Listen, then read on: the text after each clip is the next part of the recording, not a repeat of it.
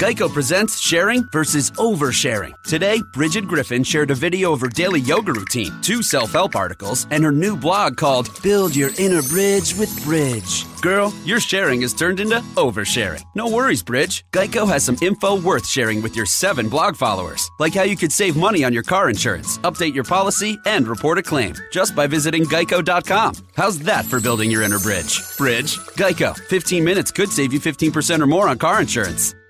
Blog Talk Radio.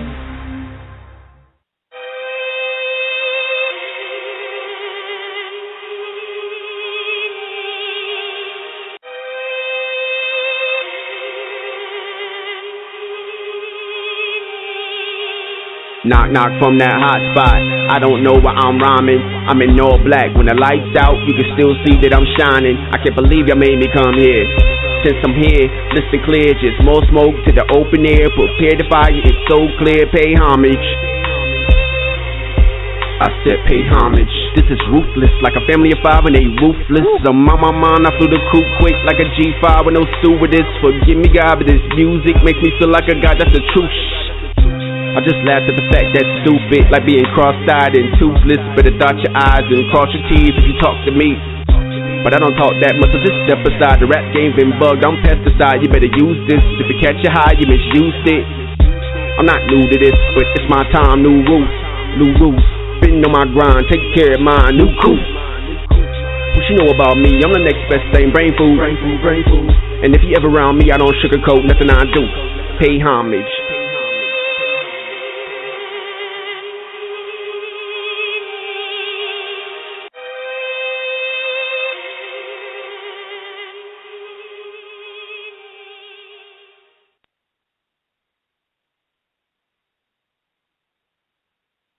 Peace, this is Kufu, Ma'akaru with Team Osiris Radio. We're going to take a brief intermission and play some music while we get the show shut up, so just bear witness for a second.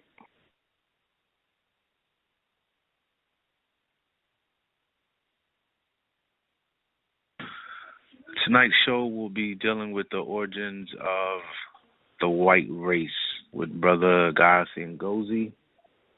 And we will be going into the evolution of the European race, the different phenotypes, the different bone structures, where they came from, their rise to the top of the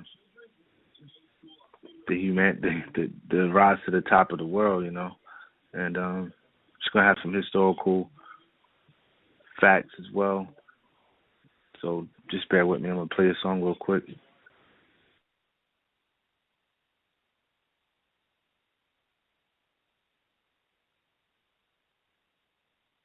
And also, while we get the show loaded up, check us out, www.teamosirisradio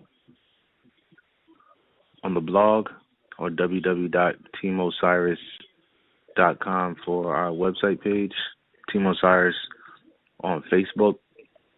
Ngozi DNA. Check out some of our other brothers, Brother Kansu, Caleb with Talk with the Titans, Brother Melvin, Brother Cameron, Geechee Gullah Jack. Everybody has some good information, so please check those brothers out on the web as well. So I got the studio loaded up. I'm going to go to a song real quick. And I see we have a lot of callers calling in already, waiting. I appreciate you calling in. I appreciate you bear witness. I appreciate you bearing with us. I had some internet issues. But I'm going to just play one song real quick. Then we're going to get right into the show. If you have press 1 on your keypad, we'll bring you in and bring you into the conversation at any time during the call. So get into a track real quick. See what I got. Call me Rosie Gold. I got holy friends. Holy ho. I'm in holy hands. Rosie Gold. I got holy friends. Holy ho. I'm in holy hands. Rosie Gold. I got holy friends. Holy ho. I'm in holy hands. down hard. I'm like, fuck it. I know you hearing a better version over there than I'm hearing through the phone. So I'm like, damn. I don't know if he's gonna start talking this. He gonna start acting like I ain't initiated to this shit. Like, you know how you go. Like, fuck it. I did this shit. I put this shit together. I spit this shit. Nigga, I made this shit. You're like, fuck that. It's my shit. Nigga, you couldn't do it. I did it. Call me Rose Gold. I got holy friends. Holy home. I'm in holy hands. Rosy Gold. I got holy friends. Holy home. I'm in holy hands. Rosy Gold. I got holy friends. Holy home. I'm in holy hands. Oh, man. You are not on earth. Holy friends, that means I am too proper. I got holy hands, niggas too choppers. And I print money, I get grants to shoppers. I reserve fed notes, give girls bed strokes. I'm a higher fire, I desire red smoke. And it's burning, baby. You learning, baby. You are not on earth. You on that Hades. I got holy friends. I'm in holy hands. Rosy Gold, I got holy friends. Holy hope, I'm in holy hands. I got holy. This is Kufu, and I'm back. We had to take a small break, small intermission. This is Team Osiris Radio. Got the foremost runner of the Westerner, the Wazir, the Tsar himself, Brother Ngozi. Peace. What's good? Peace to you, brother. Team Osiris. Let's get it. What's the word, yo? You know what it is. Today's show, we're supposed to be breaking down the origins of the white race. Where do they come from? Mm-hmm. How do they become white? What is their lineage? Out of Africa, which way did they go? Where did they get stuck at? How did they develop their technology, their diet? How they interacted with their environment? How they was able to come out of a situation being trapped up in Europe on the Caucasus Mountains to, appear to be ruling the world to this day, and how they even got there. So what we want to start out is, I guess we could start out basically giving a brief overview of the out of Africa theory. Where did these people actually come from? Because a lot of people, they think that, they came from black people, or they came from Africans, indigenous Africans. And, we went through an article before that was over, that said that the Nubians went into the Levant 70,000 years ago. Yeah, 100-some thousand years ago. 120,000 years. Yeah, I think it was 160, and then they had another one that they went up there. I think he was saying 70. But right, that's when they started breeding with the Neanderthal. Yeah, let's go a little bit before our species, because you had a few out of Africa, migrations that wasn't successful. So we had one with our species that happened around 160,000 years ago, but that really wasn't successful. And we know this because we're finding fossils, or anthropologists are finding fossils of modern humans in China and certain parts of Israel, like the Skahul Cave in Israel, around 100,000 to 120,000 to 90,000 years. Those migrations wasn't successful. Now, the one that was successful was the out of Africa successful migration, which occurred 70 to 60,000 years ago. And I talk about the phylogenetic tree, or a specific SNP or haplogroup that shows and prove this, and show a variant, something called the YAP marker, which shows this. Before the epigenetics, when environment can turn genes off and on, when it's hard to allow cells to read genes because environmental pressures is causing genes off and on, it causes switches, and we see the phenotype looking different externally. So I'm going to go into prior out of African migrations to talk about his proto-ancestors, or archaic groups of humans that left out of the continent before our species did, that didn't succeed. Homo erectus left out of Africa, which is the offshoot of Homo ergaster, and he leaves out of Africa, or arose in Africa around 2 million years ago.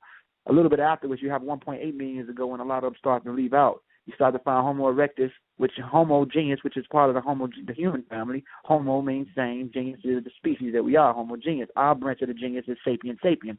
Their branch of the genius was erectus, Homo erectus. Anyway, when these species leave out of Africa, they leave out around 1.8 million years ago. We know this because when you go in the Georgia area near the Caucasus, you look at Homo demonensi, and you can see that these creatures was around 1.75 million years ago, which is not older. Now, we have to understand point percentages. 1.75 is not older than a whole 1.8 or 1.9 or 2 million. 1.75 is on the border, 8, 9, 10, or 8, 9, three numbers off from that whole 2.0. So we also have to understand that 2.0 or 2 million years ago is when the earliest Homo erectus formed in Africa, which is Homo ergaster. So these species leave out of Africa. You find their fossils in wolf caves where they was dragged to. You find them in China. You find them all over. That's one successful one. Homo erectus was all through, certain parts of Europe, certain parts of Asia, all types of places. So this is 1.8 million years ago. Then you have another migration that occurred with another offshoot of our early archaic human ancestors. The genius is Heterobigensis. Heterobigensis was responsible for giving rise to our species and Neanderthal. He breaks out of the continent around 600,000 years ago. 600,000 years ago, Homo heterobigensis leaves out of Africa, and he starts to go in different directions. In some parts, he becomes Homo neanderthalis, which we know about the Neanderthal. Then he becomes Denisovan, the Siberian areas. And in some areas, he even goes into become other groups like the Red Deer Cave people. But the Red Deer Cave people were more closer to, that they just found in China in that cave that was 13,000 years old. They were more closer to our early archaic specimen of Homo sapiens sapiens, archaic Homo sapiens sapiens. Because you have Homo sapiens sapiens, and you have the earlier group, which is archaic groups, and they survive long enough, and then you find their fossils in the Red Deer Cave in China. But these creatures evolved in Africa. They wasn't a direct offshoot of Homo heterobigensis outside of Africa. So that's another successful one that happened, but they didn't get a chance to breed with people. But anyway, Homo heterobigensis leaves out 600,000 years ago. It becomes different variants of different types of hominids, from Homo denisovan to Homo neanderthalis. Now, Homo neanderthalis, we know that he was outside of his league because the environmental pressures that he developed in caused him to have rickets. His rear cage was much wider. The creatine level of the carinocytes levels was much more higher because he adapted in colder climate, so his skin was brutally tougher to adjust with cold climate. His vocal box, it shows that his vocal box, from the way he sound, he had a high-pitched voice. The back of his neck was much more wider, and he was and his shoulders was more broad. So he developed poorly in a poor environment. I mean, if you have rickets, this is some type of vitamin D deficiency, which shows that this creature didn't develop, and he wasn't from there originally. He developed in that area in a poor environment. So he had a lot of ailments that came with it. And when you look up now, and they're finding out, anthropologists are finding out that, from the soft tissues that they can measure of Neanderthal, he had a lot of deformities, addictions, diabetes, all types of weird stuff they're finding out about this creature because he developed in a poor environment compared to Homo denisovan, who lived in at this time, Siberia was a little bit more warmer, and he also traveled all the way through Melanesia, where a lot of the black people that you find on the Solomon Islands have Denisovan traits, Homo denisovan traits. So these are archaic human groups that left out of Africa, right? Now, we get to the point of a specific group of people. Let's go to the phylogenetic tree. Now, okay, let's pause with the archaic. Mm-hmm. We're gonna try to get people involved with the conversation. We're gonna bring callers in as they put their hands up, but you gotta stay relative to the subject because we're gonna try to have a flow and a narrative here. This is Team Osiris Radio. Check us out, www.teamosiris.com. Team Osiris on Facebook. Ahmed Kamara, Ngozi DNA, Facebook. Caller from the 267. Peace. You're on with Team Osiris. Please. You got the hand raised? Yeah, caller from the 267. Hello?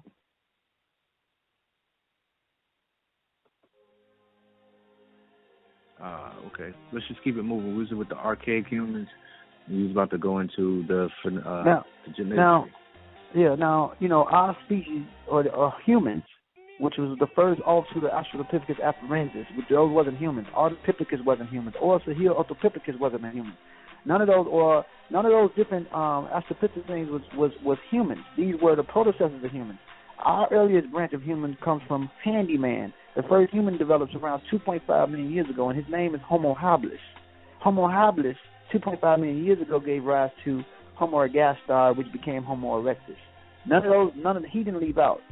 You know, that's the one that they found out that Homo naledi was possibly breeding with, his ancestor was a crossbreed between Australopithecus and Homo habilis. This is why his feet look the way they look in his hands. So that's a different story. So Homo habilis didn't leave out. It was Homo erectus that left out. You know, and after him, Homo heidelbergensis left out, and also Homo antecessor, which is another offshoot of Homo ergaster or Homo erectus that also left out, and they found these fossils in Germany. So these, go ahead. Okay, that's cool. 267, your line is open. You raise your hand again. What's good? Team Osiris. What's good? Team Osiris, back at the fire. My fault. I had my phone on mute. What's good with y'all? I'm just sitting back, letting y'all just listen to what y'all do that day. It's Bunchy Carter. What's good? Oh, peace, brother. What's going on? Peace. What's good, Ngozi? What's good, Kufu? Peace, man. Yeah, what's good, man? Yeah, I got a few things going on, so I'm gonna just mute my mic. I'm gonna chime in a little bit. Okay, cool. So what? Okay, go ahead. You were talking about Homo naledi, and then you were talking about Homo ancestor. Yeah, Homo ancestor. He left out Africa. So Homo naledi. So basically, they was going back and forth. They was already breeding. Yeah, they were already breeding. Before anatomic humans come on the scene.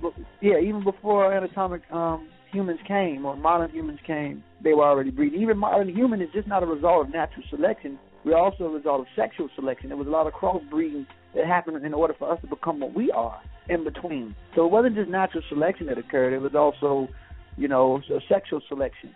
We found this out when you discovered the haplogroup A00. Haplogroup A00 predates modern human fossils.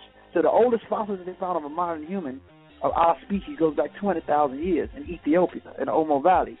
And it was a female. But then you turned around and found Omo Man 1 and Omo Man 2.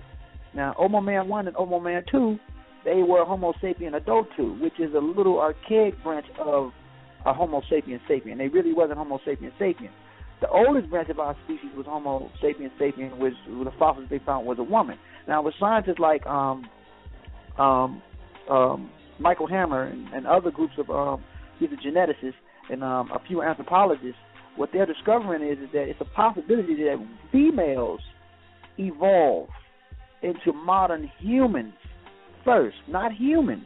I'm talking about anatomically correct humans that we are now, or modern humans, because what they're finding out is that the oldest fossils, which exist a little bit prior before Omo Man 1 and Omo Man 2, the oldest fossils of a modern human was a female.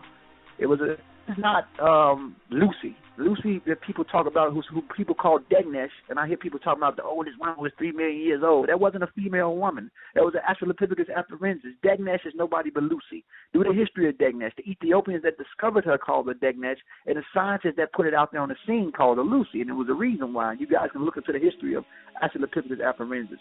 But with modern humans, we found the modern human fossils belong to a female.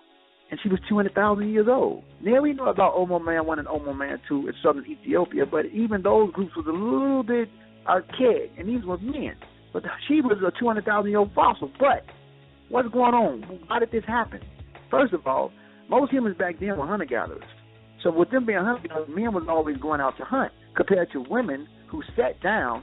They had more time to think, organize things, keep things in a certain structure, and also they had more time to function. Even when you deal with genes, female genes develop a little bit more quicker, or they become more adulterate quicker than men.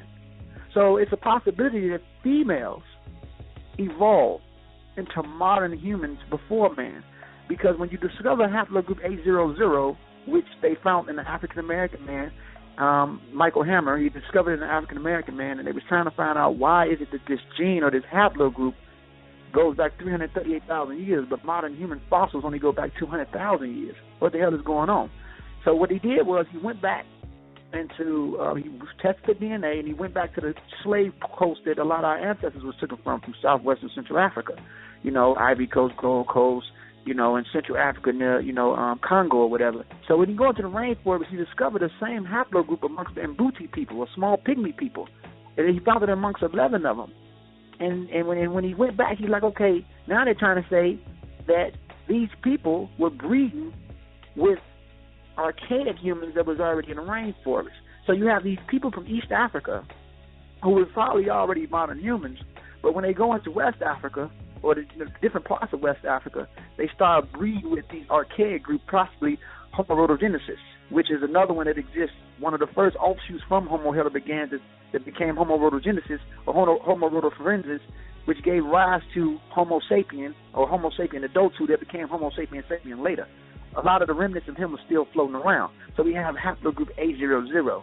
And from A00, from the phylogenetic tree, the SNP mutates into A0, then A1B, and then A1BT. And from A1BT, you find these 4 subclade branches of A.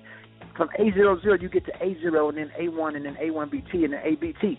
You find these ABTs and the A0, not A00, amongst modern humans like the Khoisan that live in South Africa, or the Nur of Sudan, or the Mercy, or the Sumer. These groups, or the Dinka, a few of them have this, the after effect of A00, which became that.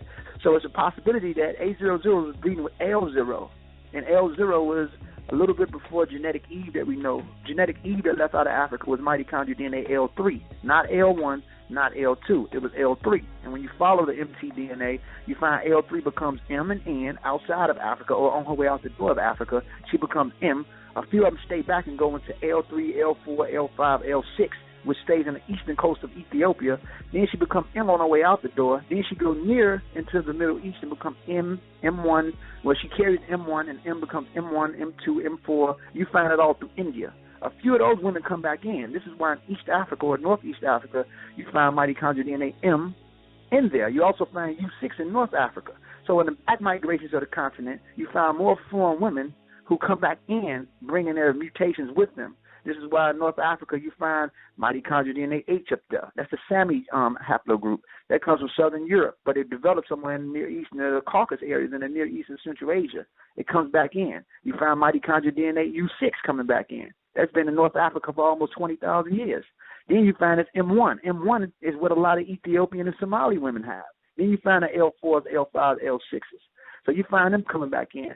In the phylogenetic tree, when you look at the mitochondrial DNA, there's more variance in the MT side than there is on the paternal side, or the Y chromosome side, when you start looking into it. So right now we're just dealing with the genes. So it's a possibility that the ones who evolved in the modern anatomically correct human first were females, because she was breeding with these different archaic groups.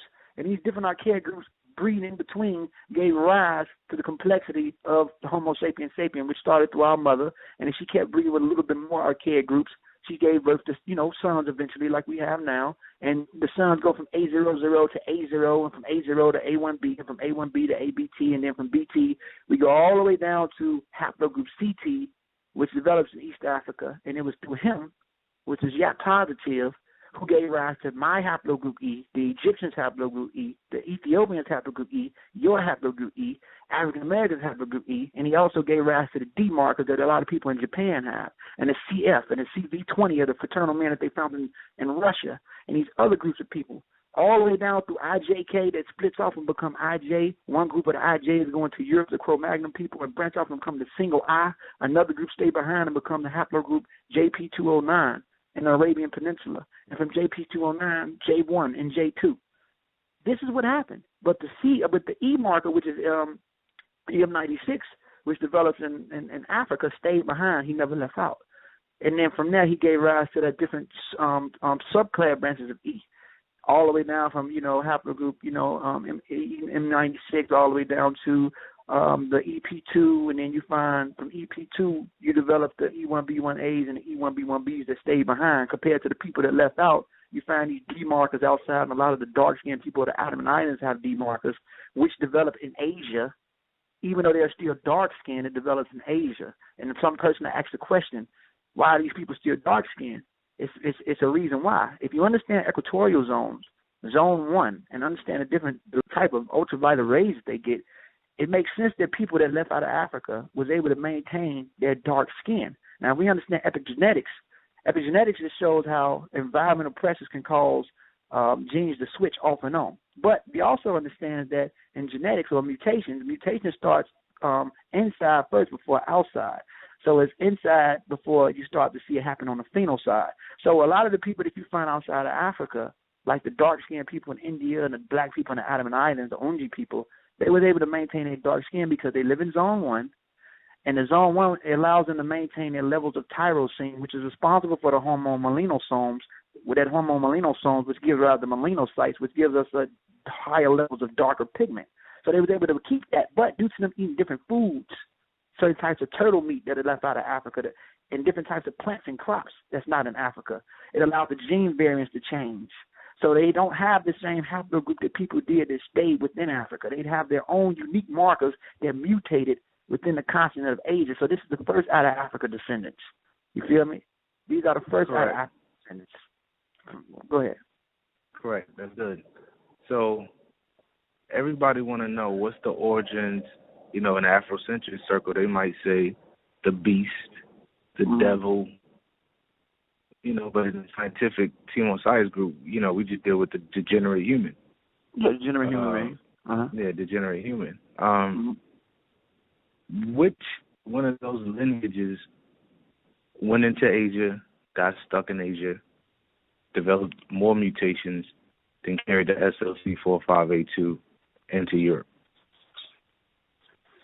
Well, we have to understand what happened. The SLC2485, which is Salute Carrier Family 24 Sodium Potassium Calcium Exchanger Member 5, which goes on in the NCXT contents inside of a depletion or a shift in 111 amino acid, which is responsible for allowing them to develop this so-called pale skin or this pinkish skin, which is still a form of uromelanin, but it's low.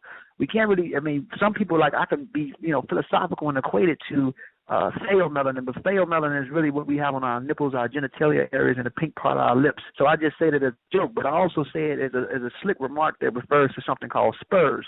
So it's a low level of uromelanin, which is not in high content as yours. So they're just one cell away from albinism, or a few cells away from albinism with this mutation SLC2485, which is depletion of 111 amino acid. This happened in Central Asia.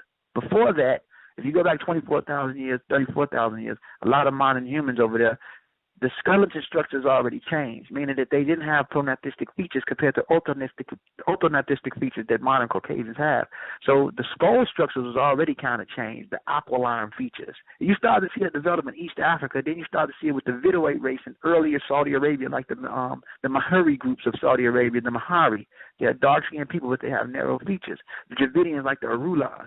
And then you start to find it with the people in early Iraq and Iran. These were brown-skinned and dark-skinned people that lived in their certain zones. So the earliest Caucasian 24,000 years ago looked more like Alicia Keys or Obama. I'm talking about as far as the skin tone. It was brown, light brown. Even when you mix it up with Neanderthal, who also had fair skin, if you mix it up with, like they did in Israel around 50,000 years ago, when modern humans bred with Neanderthal, who had fair skin, you still don't get pale skin. You still get the lightest brown color. So it's impossible for them to have. This is a whole other mutation.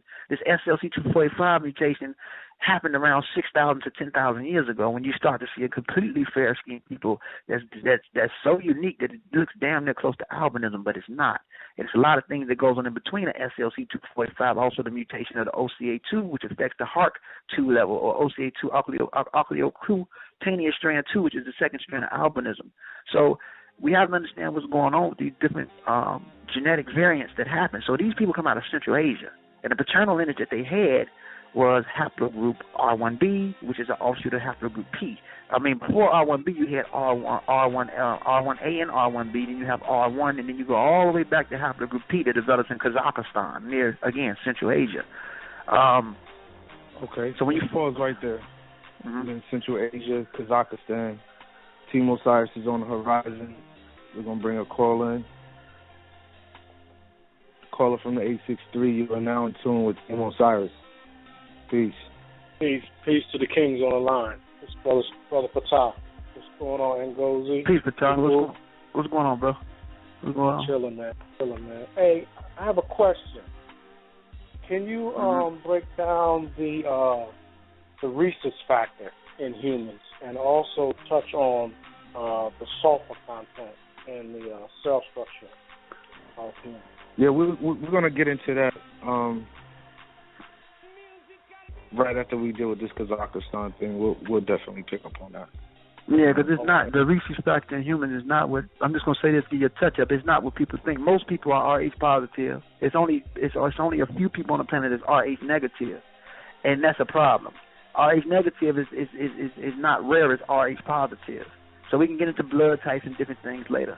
So we'll find out what's going on with this certain D antigen that most humans have compared to people that don't have that D antigen, which is Rh negative, which is really rare. That's the thing, because I hear racists or people that deal with pseudoscience or try to say, oh, white people are mostly Rh negative. That's not true. I mean, that's not true at all. When you deal with the first case of erythroblastosis, it was a French midwife. But, that's not common amongst the Rh negative is when women have Rh negative, and that's the problem when they breed with a person that is Rh positive. And what happens is that her blood attacks that baby, and it kills it, and it becomes a chemical reaction called erythroblastosis. And what doctors do now, because it's so rare, they give them a D antigen shot. So now we got to understand how antigens work in blood. So that's my answer to that question right there. I'm blood type B positive, but I'm also Rh positive. You have Africans on the continent that's Rh positive. It has nothing to do with us mixing backwards and forward and all that other bullshit they saying. That's bullshit. Just like you have monkeys, baboons, with blood type O negative. Look it up. All that shit talking about O negative means original. That's bullshit. You have chimpanzees. Not chimpanzees, but baboons with blood type O negative. Look into that right now if you get a chance, brother. So I'm just gonna give you a glimpse of that about how those antigens work. Yeah. Okay, and then to go back to what Kufu had first talked about the haplogroup coming out of the continent or in the Middle East, would Homo ergaster or Homo erectus be the first ones to have those haplogroups? No. They haplogroups. But see, the phylogenetic tree that we're dealing with now, from this age, from the not A00, but the beginning of A0 and L0. This is modern humans, and these genes go back 200,000. Okay. A00 goes back 338,000. So 338,000. That's not even a modern human. So this is what kills the whole thing that the white man is a Neanderthal. There is no haplogroup that none of us have on this planet that comes from a Neanderthal. All our haplogroups are from modern humans, and from the paternal side, it's an offshoot of haplogroup CT, and from the mitochondrial DNA side, for the people outside of Africa, it's an offshoot of haplogroup L3. People outside of Africa has the less genetic variations than we do. They have over 150 genetic variants compared to Africa is more diverse. You have 250. So you have more diversity on the continent of Africa compared to outside, meaning less, meaning that these people that live out of the continent, it wasn't even that many people. They didn't even take that many unique traits with them. Most diversity starts in the continent before even leaving out. And that's right. How we became. I was just going to say that's how we became Homo sapien sapien, because of the genetic diversity of our predecessors. Correct. Outside of Africa, there's only 150. Within Africa, 200. And that's dealing with autosomal DNA in the chain. Go ahead, brother. I was just going to ask, well, the L3 is in Africa. L2 and L3 is in Africa, right? Yeah, L3, L2, L1 is in Africa. I'm L3, F1B1. My ancestors migrate from East Africa and go through the Sahel Belt. And when they go through the Sahel Belt, a lot of them are responsible for speaking Chadic languages, which is the Afro-Asiatic language, which is Hausa, which is Afro-Asiatic. They have mitochondrial DNA L3, F1B2. Mine is L3, F1B1. It stays within the Sahel, and a lot of them become pastoralist Fulani women. And a few of them kind of sprinkle into northern Nigeria and become the northern Yoruba groups compared to the ones in the southern Yoruba groups. And a few of them go all the way down through Senegal and different parts of Mauritania. So L3F1B1 is an offshoot of L3, but she went west. Compared to the other L3s, they leave out and become M and N, and from M and N they become U1, U2, U3, U4, U5, U6. That's the offshoots of N. The ones that are the offshoots of M become M, M1, M2, M3, M4, M5, M6. And then the ones that also kept going all the way down to those U's, they go back into certain parts of Mongolia and become mitochondrial DNA B and A, and a lot of those are the ones that was responsible for coming through the Bering Strait and making it to the Americas as they crossed the Siberian mountains. And the other ones who left out, like mitochondrial DNA M2, she also made it to the Americas, and haplogroup M130, which is the same haplogroup, which is the first offshoot of haplogroup CT M168. M130 is what Aborigine Australians have. You find those gene variants in people in South America, which shows that somewhere down the line you have two types of people living in America: a black population of Aborigine groups, and a lighter brown populations who crossed the Siberian and the Siberian Strait and the Mongolian Strait, becoming an Inuits in Alaska with haplogroup P and Q and other little branches. All right, that's what's up, man. Brother Fatah, man, we're going to leave your line open. We're going to get back to this Kazakhstan thing, and so we're going to get, try to bring it all the way up to, this modern European, because you're dealing with the origins. My line. Appreciate you calling in, man. We're going to keep your line open. Yeah, that's my brother Simpson. He keeps the definitely. He keeps the dendrites and synapse moving. He asks the questions that gut people. I love it. That's my brother. Yeah, I met the brother. He's a good brother. He's got a beautiful family. Yes, sir. So yeah, you want to start back with the Kazakhstan? So yeah, in Kazakhstan, which is Central Asia, you have Turkey, you have Kazakhstan, all these areas. All this is Central Asia, and it's right here, where you start to find, the common father of haplogroup R, from R1, and R1 you have R1B and R1A that split and go different directions. It's these populations of people, and you can find this in Human Journey, written by Spencer Wells, and also the documentary of this individual, where they found him in Kazakhstan. And it's through these people who look similar to Mongoloids, but they're not. They look similar to them. They're not really Mongoloids. That's how they found out now that even in early America, a lot of the early Americans had so-called European genes. They didn't look like modern Europeans today. The genes mutate first before phenotype. They just carried those traits over. And you also find a Clovic culture and different shit that's real similar that was going on, and a few peoples in the early Americas and the early Europe.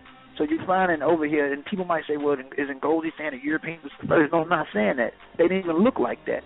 You just had genes that was already migrating, going through Siberia as well, with those traits coming over here, And the Mongoloid is nothing but a cousin to, and there's no such thing as a Mongoloid race.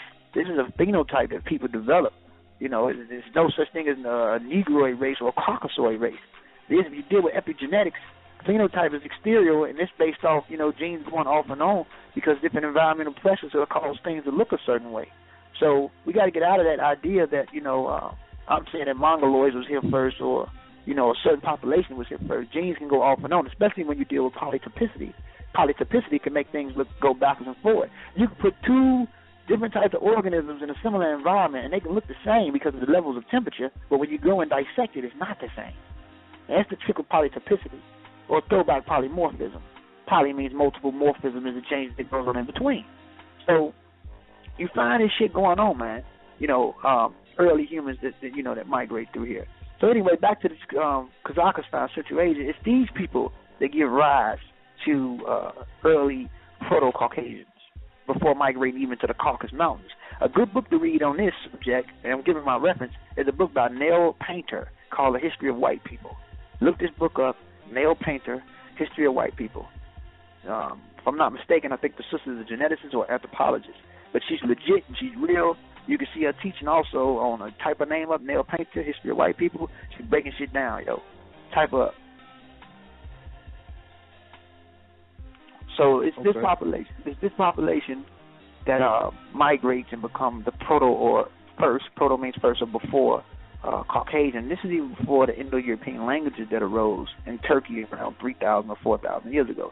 These people were the ones that populated and went to different directions of Central Asia, and later on became Caucasian from that area going through. Because you deal with the Caucasus Mountains, you have the minor Caucasus and the major Caucasus. The minor Caucasus they call it the horseshoe. And you have the Black Sea, which is the minor Caucasus. You have near the Black Sea below, which is right above Turkey. And above that, you start seeing the major Caucasus near the Ural Mountains. That's near Russia and Mongolia and all that shit. So this is the direction that they went before even migrating into the Caucasus area. So these early Caucasians, before going into the Caucasus Mountains, came out of Central Asia. Look up Kostikiman, haplogroup CV20, Kostikiman, that they found in Russia. I think the name of the book was called K-O-S-T-I-N, man. Go ahead, brother. You said the name of the book was called The History of White People? History of White People, Neil Painter. Yeah, okay.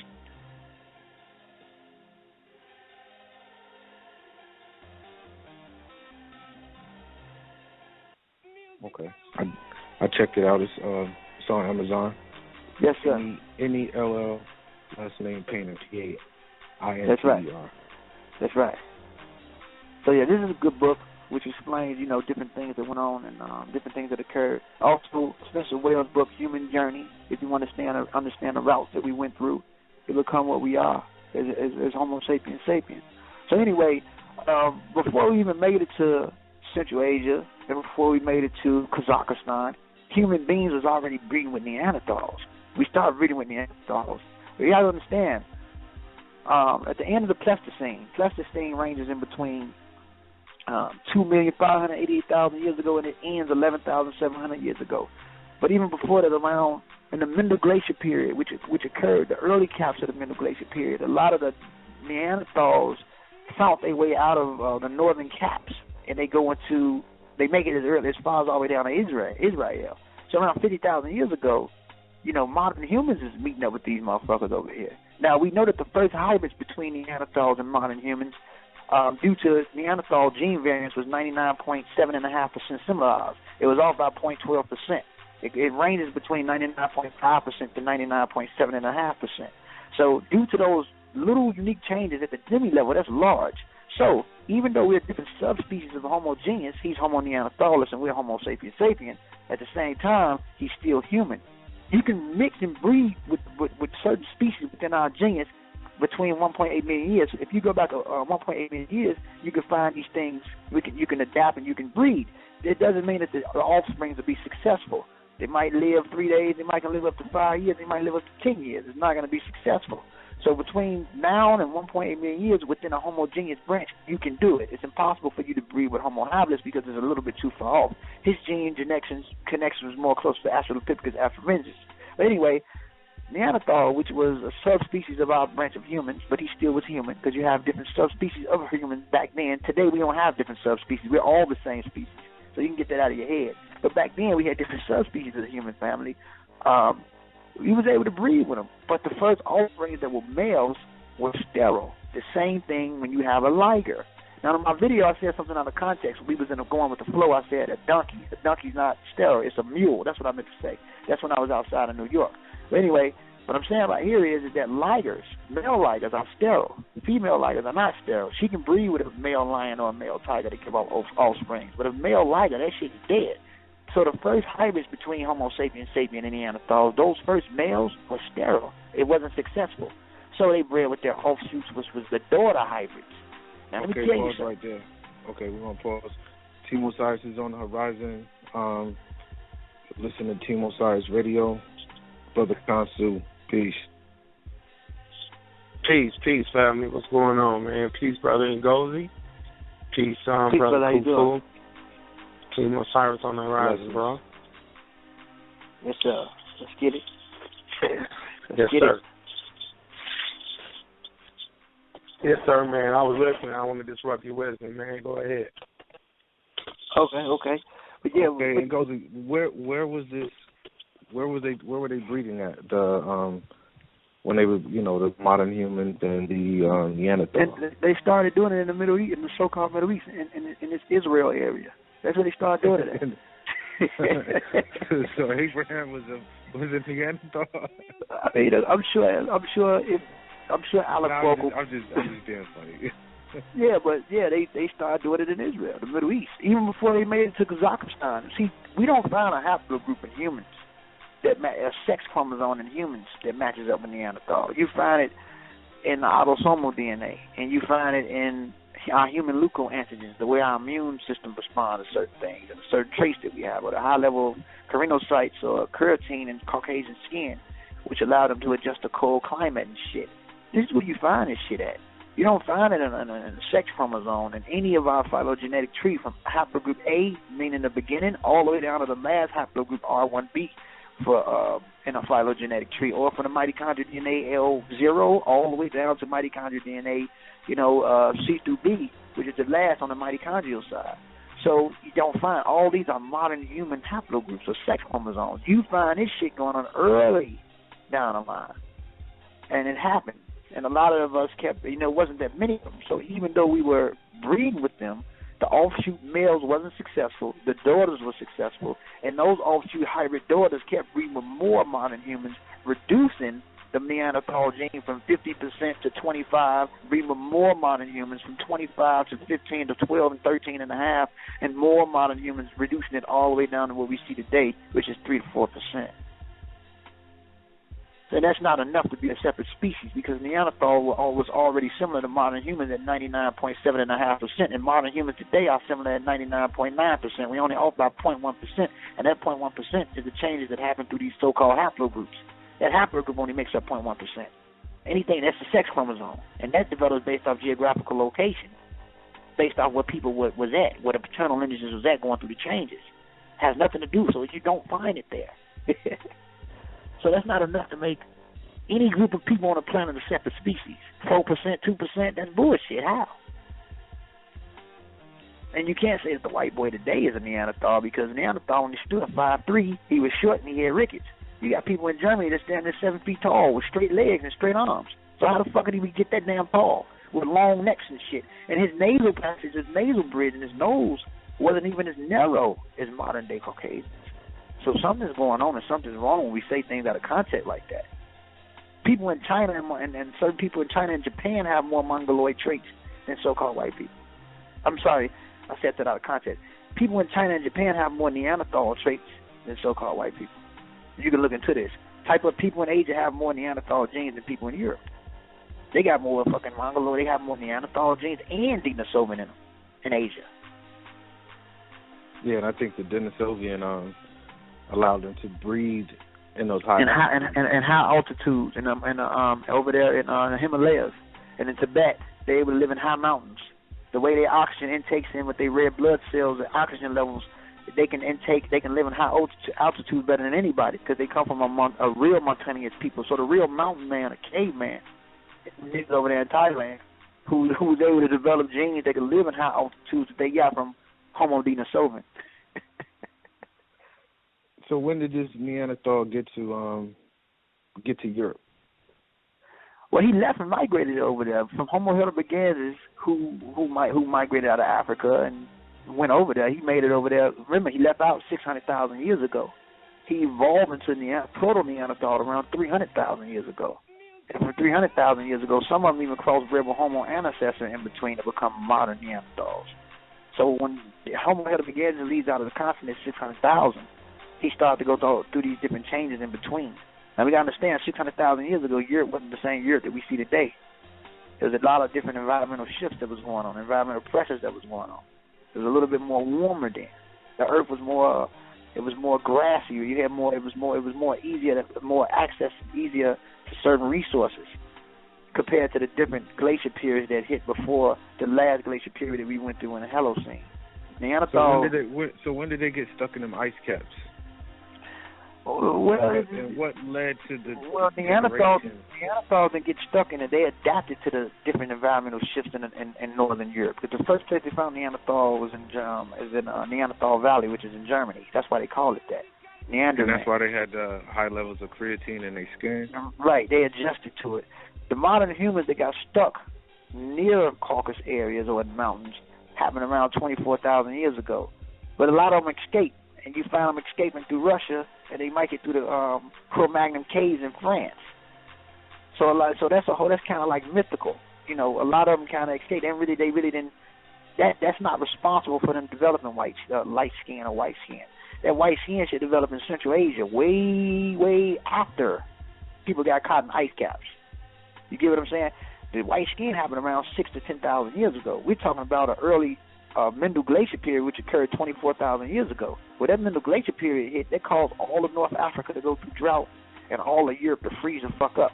So the human population kind of went south towards the equatorial zones before the Holocene glacier period. So a few people got caught. They really didn't survive. And a lot of them hid out through Central Asia, in the grasslands of Central Asia, with haplogroup IJ. And some African-American men have this haplogroup I. And that haplogroup I is an offshoot of haplogroup IJ, which exists in Central Asia before going into Europe. Cro-Magnon people brought that marker there before going into Cro-Magnon France. And before they lived in France, they were in the Middle East. So the humans that did get caught in ice caps, they really didn't survive. So this whole lighter skin mutation, this happened way after that shit. And that just came from a depletion of resources, not getting proper nutrients and proper enzymes and environmental pressures. And if you don't use it, you lose it. There is no need to have dark skin living in an area where the texture of light is ultraviolet agent rays, which is UVA, compared to equatorial UVB. You have to think about what's going on in your skin. Your skin, your natural melanin is a natural sunscreen for us. It defends us against the ultraviolet burning rays. If you're not getting enough defense in certain areas, what happens? If you don't use it, you lose it. It's not needed. The texture of sunlight is much more thinner. So what happens is that melanin levels, it gets reduced. As it reduces down, you start to find a vitamin D deficient. And then from the vitamin D deficient, that's just not one thing. In order to adjust to the ultraviolet rays to get the proper vitamin D, you have to reduce the melanin. But as you reduce the melanin, you can absorb more better vitamin D. You decrease in folate. And that folate, which is being reduced, can affect, you have neural tube defects, which a lot of Europeans have. You have fertility effects, which a lot of them have. So they had to adjust to that type of environment in order for the species of humanity to survive, to go through that mutation. And this happened in Central Asia before even making it into Europe. The depletion of resources, they wasn't getting the proper nutrients that they was getting in certain equatorial zones, whether they was in tropical Asia or tropical Africa. They wasn't getting none of that shit. They was adjusting to the environment that they were in, so you found a change that occurred in 111 amino acid. And even before they even developed that change in 111 amino acid, they already had Neanderthal traits. Because they already mixed, remember, they mixed with Neanderthal 45,000 years before that mutation, SLC245, happened. 50,000 years ago is when they mixed with Neanderthal. SLC245 kicked in between 6,000 to 12,000. So that's a 7,000 to 12,000 and a half to an 8,000 year gap.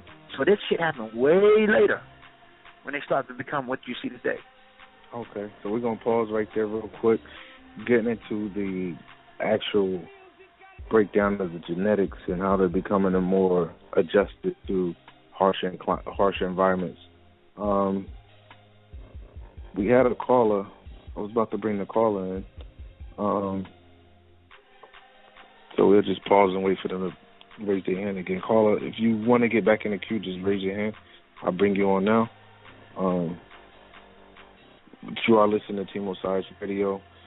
Check us out, teamosiris.com. What's your link, Amir Kamara? How you spell that for him? AmirCamara.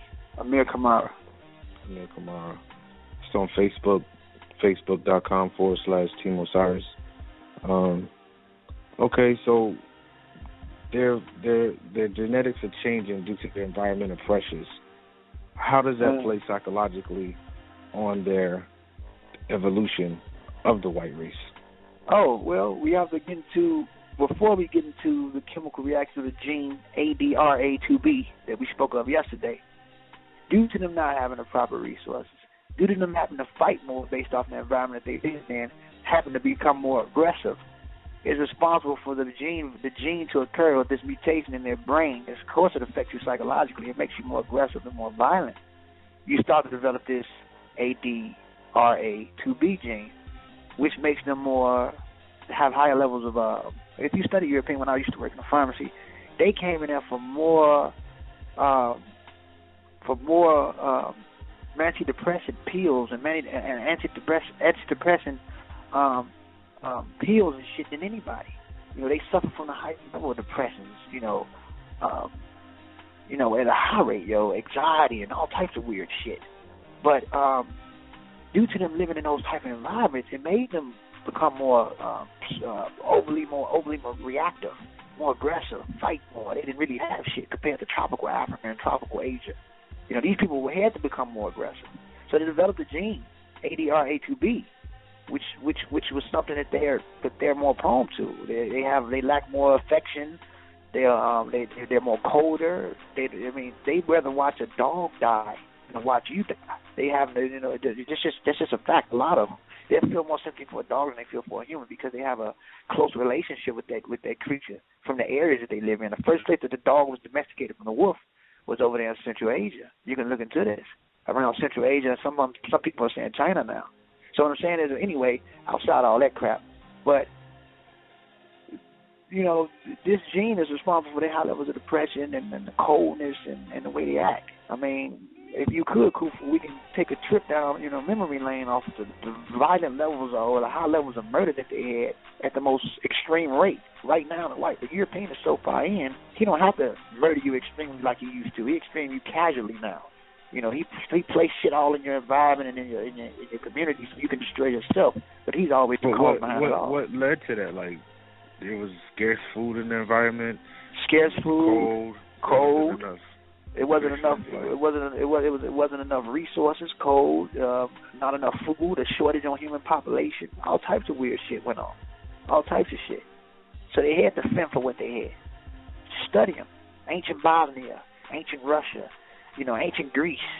You feel me? With the ancient Macedonians, and I'm not talking about the early Minoans who was half black, and we know that they came from out of Africa, you know, in southern Europe and that part of southern Europe. But even a little bit before that, studying you know, ancient Nordic Europe, just studying all the different shit that they was going through and what they was doing to become what they are. So you have the plenty of food, cold weather, lack of resources. Imagine what that do if you're not getting what you feel you need. How would you act? Would you come out of whatever area peaceful? You taking shit. By the time these niggas come down and they look at tropical Asia and tropical Africa, they see all this shit. I'm not coming down here kindly. I've been fighting all my life in these Nordic Arctic areas. I'm coming down here taking shit. I'm on beast mode. You harmonious motherfuckers is peaceful and respectful. Not me. Fuck you. That's what they did. So the places that they attacked first before Africa was Asia. The brown and darker skinned races in Asia.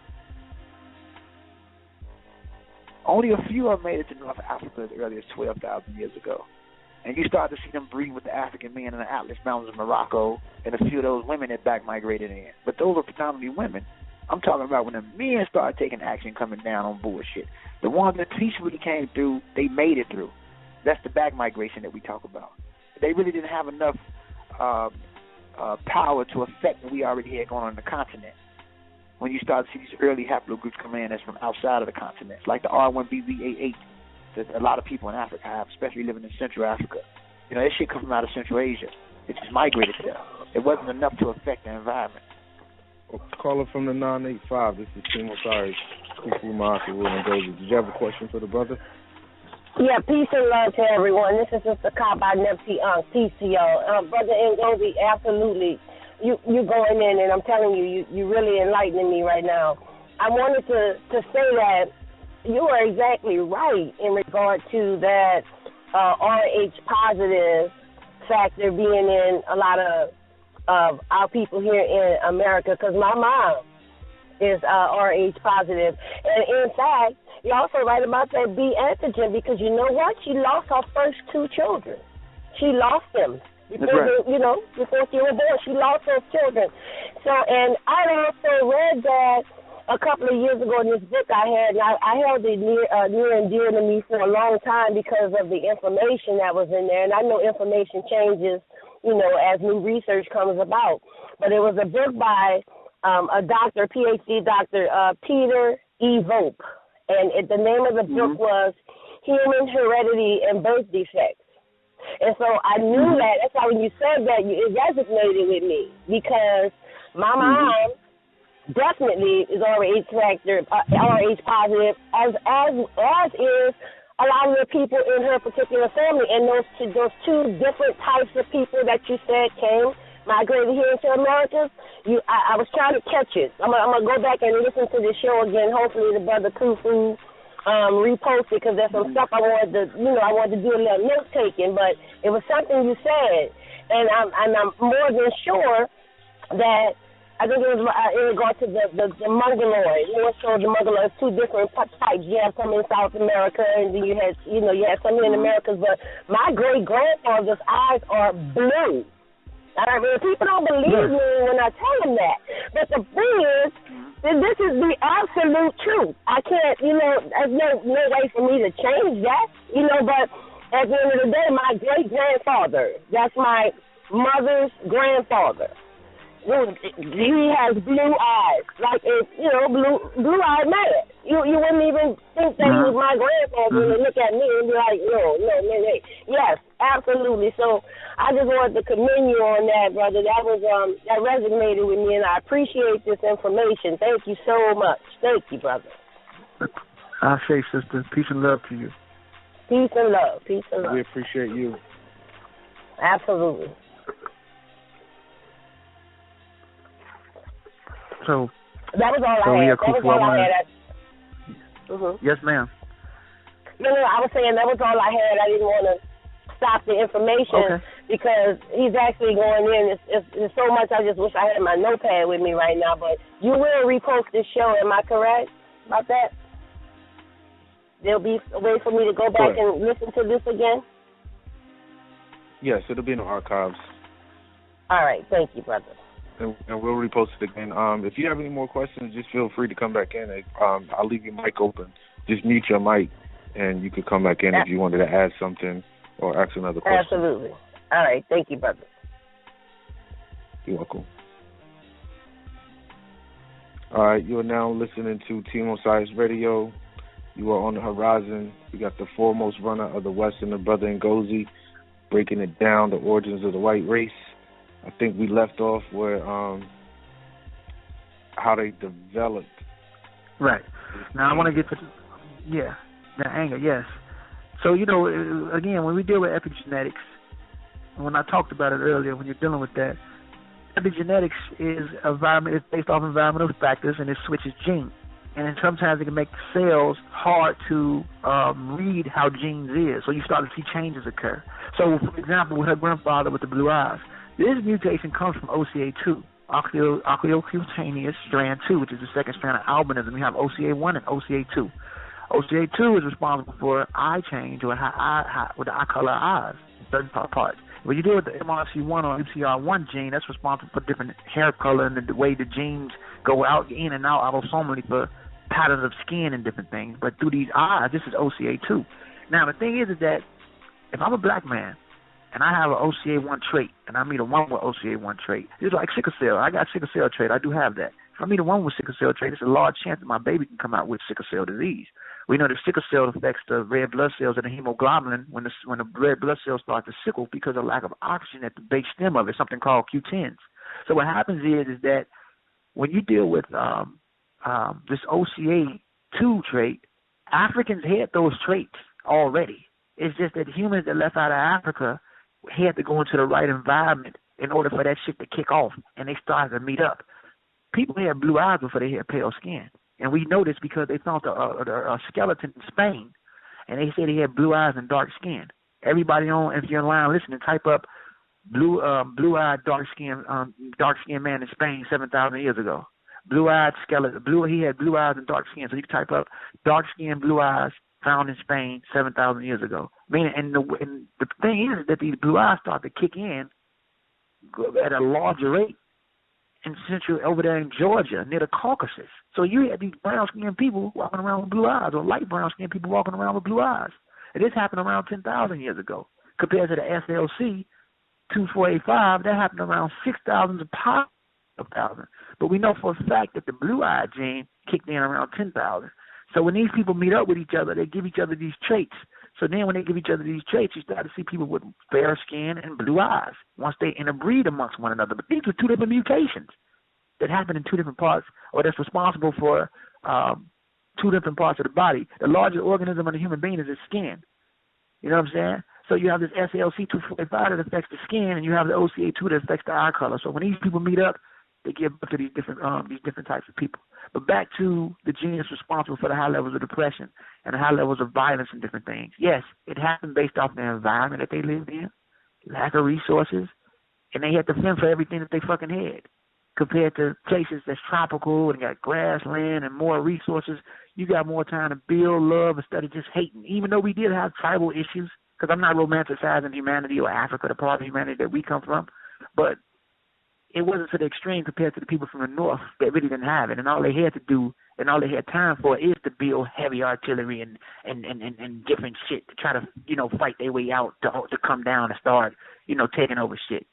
And you start to even see this shit with the last group of Caucasians that escaped the Caucasus area who made it in Mesopotamia around 2000 BC. They're called the Hurrians. And the Hurrians were the ones who taught the so-called Hyksos, which was nothing but Amorites, how to deal with the wheel. And then it was them which dealt with the wheel, the springs in the wheel, that took the chariots into Kemet. When they came into Kemet around 1800 BC, 3,800 years ago.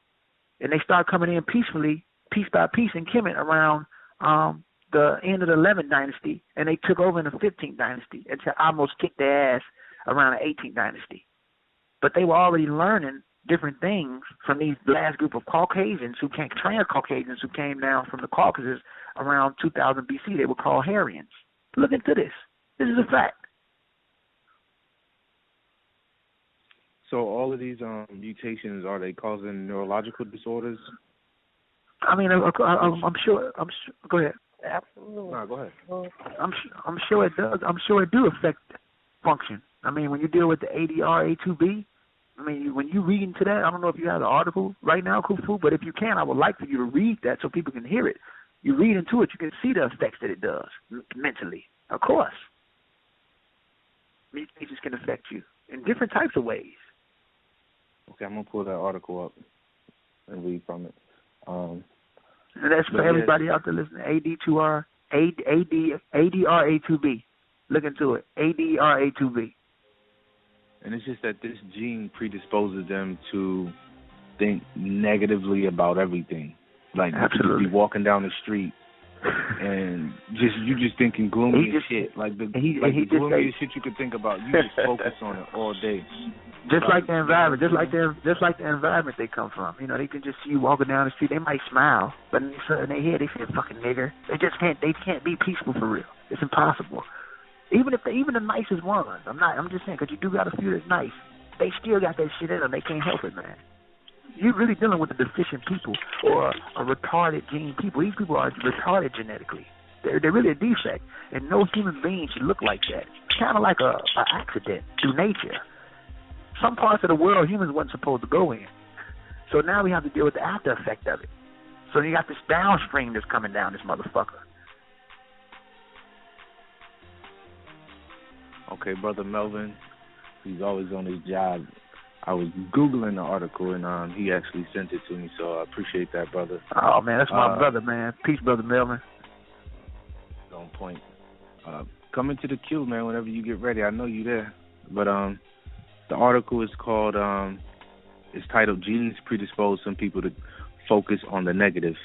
And it says, some people are genetically predisposed to see the world darkly, according to a study from the laboratory of a researcher now on the faculty of Cornell's College of Human Ecology.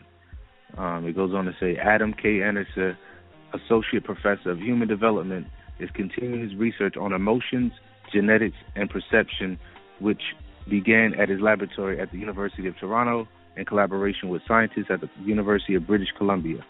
Their study, published in September in Psychological Science, found a previously known gene variant causing some individuals to perceive emotional events, especially negative ones, more acutely than others. This genetic variation contributes to how emotions bias individuals to see the same world in different ways, says Anderson. More than just how we may later remember, these findings suggest genetics influence how our brains pick and choose which events to perceive in the first place. The gene in question is the ADR-A2B deletion variant, which influenced the neurotransmitter norepinephrine. I can't pronounce that word, but I'm going to spell it out for the listeners. It's spelled norepinephrine, and it goes on to say, previously found to play a role in the formation of emotional memories The new study shows that the ADRA2B gene variant also plays a role in real-time perception. Okay, and it goes on to say about the study, and then it says these individuals may be more likely to pick out angry faces in the crowd. So, you walking down the street, they're looking at a black person, you could be happy just going about your day. You could be listening to some Sade or something. They look at you because you dress different. You might have on some, you might even be wearing some Perry Ellis, or you might even have some Tommy Hilfiger on, but just your style, just the way you walk, your swagger, they just seeing it totally different and, react. You know what I'm saying? It goes on to say, science. Go ahead, cool. Understand, this is science. We're not making this shit up. Go ahead, bro. It goes on to say, outdoors, they might notice potential hazards, places you could slip, loose rocks that might fall, instead of seeing the natural beauty. Like, yo. Hey, look, hey, Kufu, could you read the part that's responded when it says the population or the group of people that have it at the highest rate? I'm going down to it. The findings shed new light on ways in which genetics, combined with other factors such as education, culture, and moods, can affect individual differences in emotional perception and human subjectivity, the researchers say. Further work on this topic in Anderson's laboratories intends to examine whether individuals with the same genetic variants, depending on their environment and stage of development, can change or enhance perception of the positive rather than the negative. This article actually isn't the one that has that, but you can build on that. I'm gonna pull that actual article up that you're looking for. Which one? I mean, just go ahead and build on the article, but I'm gonna pull the exact. The ADR2B. I'm gonna pull the other article that has that information in it. Yeah. Well, it's like you stated. You read it. It's really responsible for how they view the world, how they view the world around them. They don't see shit the way you see it. They will never understand how you see shit. It's hard to even try to equate how you feel with theirs. It's impossible. You can't do it. These people are just like this happens with their cousins in Arabia. It happens with their Persian cousins. They don't see shit the same, and that's why everywhere you go, you are under attack for no reason, because you're dealing with a bunch of sick-ass people, and they just can't see the world peacefully. And it's not funny. It's sad. You're dealing with a pathetic race. Seriously. Okay, here we go. A pathetic, not race, but a pathetic group or breed of humanity. Right. Okay, I got the article. It says, further researchers plan to explore this phenomenon across ethnic groups. While more than half of Caucasians are believed to have the ADRA2B gene variants, statistics suggest it is significantly less prevalent in other ethnicities. For example, a recent study found that only 10% of Rwandans had the ADRA2B gene variant. So there you go. And that's due to the Rwandan people being prone to war, So, and then different things they went through, which allowed them to have it. So that's less than 10% compared to the other ethnic group that we know as Europeans. They got it at a higher rate, and they had it at a longer time period, But now you find a few African Americans that have it due to the environmental pressures that we go through. We can get violent as well. But again, it's more prevalent amongst the Europeans. Uh-huh. So now, the evidence is out there. It's not like we're just making this stuff up. This is actually their science. They're telling you that they're genetically recessive, which the late, great Dr. Francis Cress Welsing stated a long time ago. So now what we're doing, we're just improving on that by adding the other research to it and showing that it's more scientific than Afrocentric. Correct. A lot of this stuff is a fact. Even the Honorable Elijah Muhammad, I don't believe it all, the Yaqub and all that shit, but when he gave that time frame with a pale skin and the grafting of the genes and all that, it's the mythology is bullshit, but the 6,000-year gap, SLC 2485, I don't know if you guys can pull that up, Melvin or Kufu, it says that the shit is 6,000 to 12,000 years old. It's a fact. So what we're seeing on the planet is a new mutation. Nobody should be looking like that. Human beings shouldn't even have blue eyes. You shouldn't. It's a defect. And when you start to look into OCA2 and HERC2, HERC2, and you look at OCA2, you start to see why. You shouldn't have it. It's a deficiency going on. Certain enzymes is not moving the way it's supposed to move, or you lack enzymes in this area. So this deficiency starts to happen. You know, it's lacking something. So you start to have a deplenish, or it goes through depletion, and you start to form these different mutations. A mutation can either add on or subtract. Some mutations you can develop to be more beneficial for you to survive more better. For example, Africans developed sickle cell benign. It helped us fight off malaria. We developed that. But when you're outside of Africa with sickle cell, it's fucked up. People with sickle cell go through all types of disorders. But if you're in Africa where you have these different mosquitoes, it helps you fight off malaria. You also have mutations that's responsible for allowing you to do a whole lot of stuff that could be beneficial. So when you deal with a mutation, Kufu, if you could look up the word mutation, it can either be add on or subtract. And with these people, it's subtracted. They lost a lot of shit because it wasn't beneficial to the area that they lived in, and they bring they halfway ass down with these deficiencies, and they try to contaminate everybody else with it through violence, war, and through rape, and everything else. Dealing with the deficient people. And Brother Ngozi, I have an aunt. She's actually her skin is she's losing her pigmentation. She's losing pigmentation in both of her legs, her arms, around her mouth, her face, her neck. You know, this is the same aunt who, you know, my great grandfather has the OCA too. You know, so she, I mean, it explains a whole lot of people, especially on my mother's side of the family. It explains a whole lot about everything with them. She's the only one who I see have this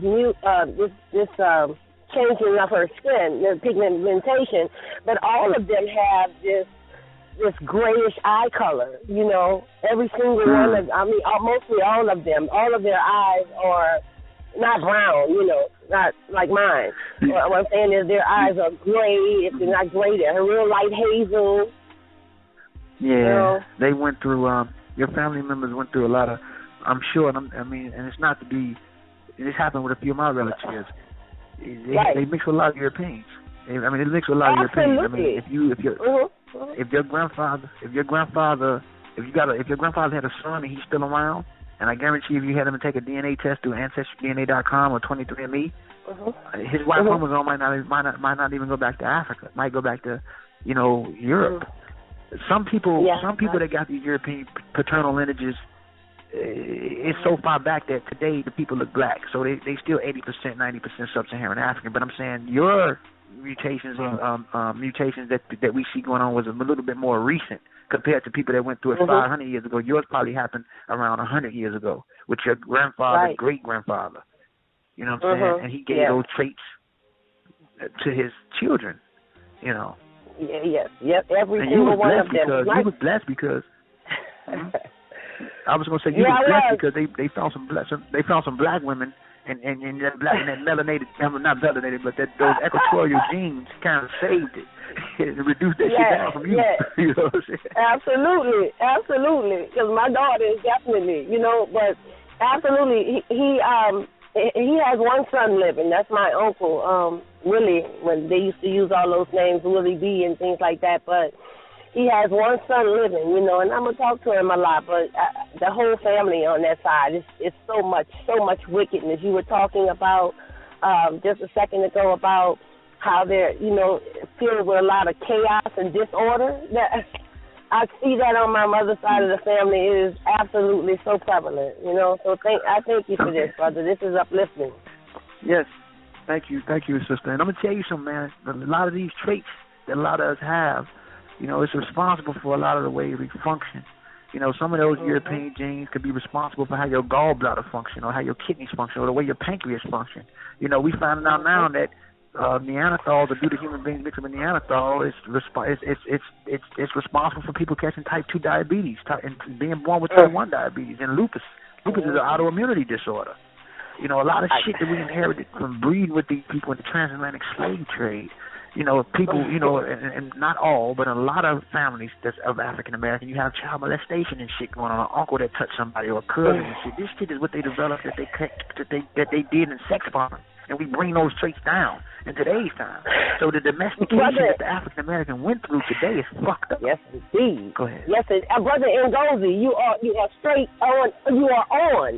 My cousin, that is her father, who I'm telling you is the son of my grandfather with the blue eyes. His daughter, she died from lupus 3 years ago on Christmas Day. She has lupus. We just recently found out 3 months ago that my sister has the cousin, you would say the cousin to lupus, fibromyalgia, something to that effect. So, and arthritis is very prevalent in my family on my mother's side.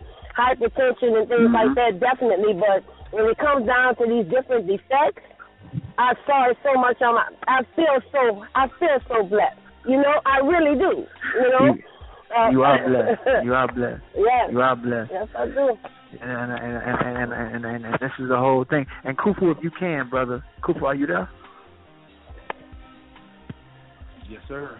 Kufu, is there a way that you can pull up the article to show and prove what we're saying about how SLC? No, not SLC, but when humans mix with Neanderthal, it's responsible for diabetes and lupus and all that. How Neanderthal genes affect people. I could type up Neanderthal. If you can, type up Neanderthal genes is responsible for diabetes, and it should something should come up on it. They talk about lupuses and all the other things. So yeah, man, a lot of these traits. See, these people are. And I'm not trying to be funny. I mean this shit. These people are deficient, and they are deformed. They can walk around as well like they normal or they won't, but they fucked up. And when people agree with them, these are 3 basic features of a mutant human: Edalocus. Ectotoplasmic receptor. You want to explain that, Edalocus?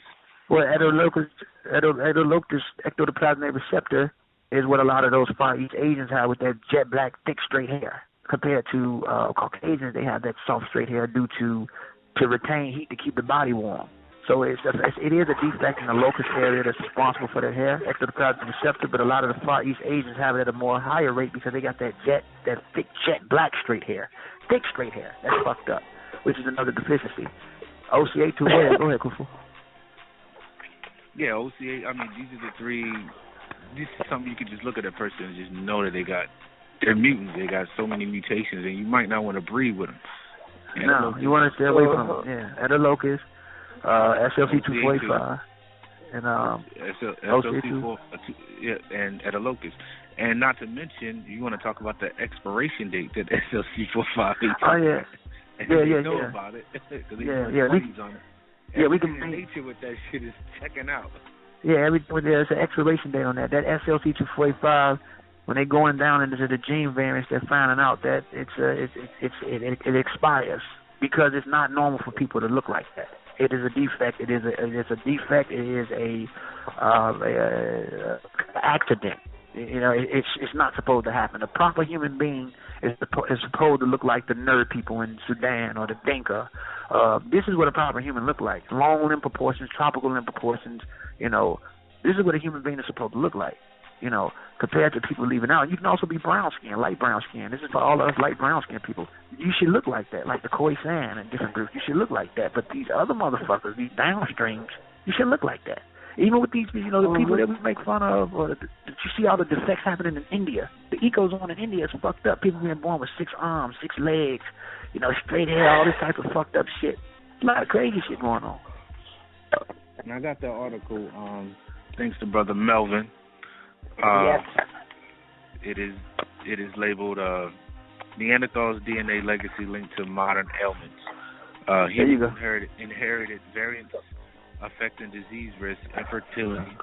Number 1, we see the infertility rate that actually death rate is higher than their birth rate, and actually their children are becoming a minority in America. Like it's everywhere, white children, even in Europe. I'm just saying, yeah, even in Europe, but their children are a minority. White children are a minority at this point.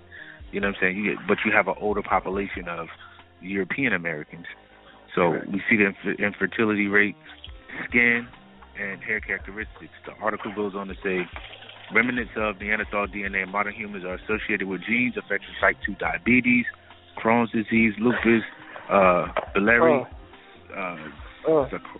cirrhosis, behavior. Yeah. They also cystic fibrosis. That's the lung condition. Cystic fibrosis. They also concentrate in genes that influence skin, hair characteristics. At the same time, Neanderthal DNA is conspicuously low in regions of the X chromosome and testes specific genes. But we also know the damn tail on that Y chromosome is falling off as well. You want to get into that too as well. Yeah, and the thing when you talk about with the expiration date, they've seen it at the telomeres and the telomeres level, the way it affects certain populations with the SLC2485. And we know anything about telomeres, this is the life length or timeline of an organism, and all organisms have it. So look into that and see what's going on. Go ahead, brother. You are listening to Team Osiris Radio, and you're on the horizon with Team Osiris, calling from the 336. Your line is open. Peace. Peace. This is Brother Melvin. Just chiming in. Listening in. What's up, Melvin? Peace, bro. Peace. What's going on, Ngozi? Peace, brother. Yeah, man. Thanks for the support, man. Oh, yeah, no problem. I appreciate you, Brother Melvin, for everything, all right? I appreciate you, brother. Thanks, sister. Appreciate you, too. Brother Consul, you still there? You got anything you want to add on before we get into some more information? Man, really, I'm just intently listening, man. Everything that I'm possibly want to expound on and goes is hitting on point to point. So, I'm just enjoying the flow, man. Yeah. Okay, I see, Brother Ngozi is one of those heavy hitters, He brings the information. I mean, when you're listening, be ready to, prepare yourself to really take it in. And, he has his way about him, where he put that information out there. And, the average person, if they're average like me, they can keep up, But at the same time, you have people that will be like, oh, man, he goes so fast. Because I've sent a lot of his information to people, and they be like, I was trying to keep up. Get your notepad, get your pen, jot down those references, go back, research them. You ain't got to just be able to just keep up, study. That's what it's about anyway, right? Study. That's right. It's all about studying. Sister. I'm also one of the most hated. Right. People don't like me either, so it's all love. Well, not me. I've been loving you from day one. I mean, the information was real. I used to sit back and say, I wonder if there's a way for Brother Ngozi to go into a lecture, so to speak, not so much a debate, but a lecture, so to speak, with Brother Ali Muhammad. But then I realized, that would be it wouldn't be progressive in a way, because really and truly, your information is so much more solid to me. Not to put y'all, not to try to, use variants, but I'm just saying, your information, the way you put that information out there is it's simpler for me, So I like that. And that's what I'm here to do. We want people to think. Real quick. Go ahead, brother. Get it in. To all the callers that are listening online or via any one of your devices, call in. The number is 323-870-4634 to continue to listen to the show, because it will not be available through devices or online.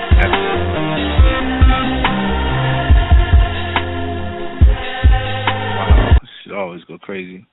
Yeah, so just call in 323-870-4634.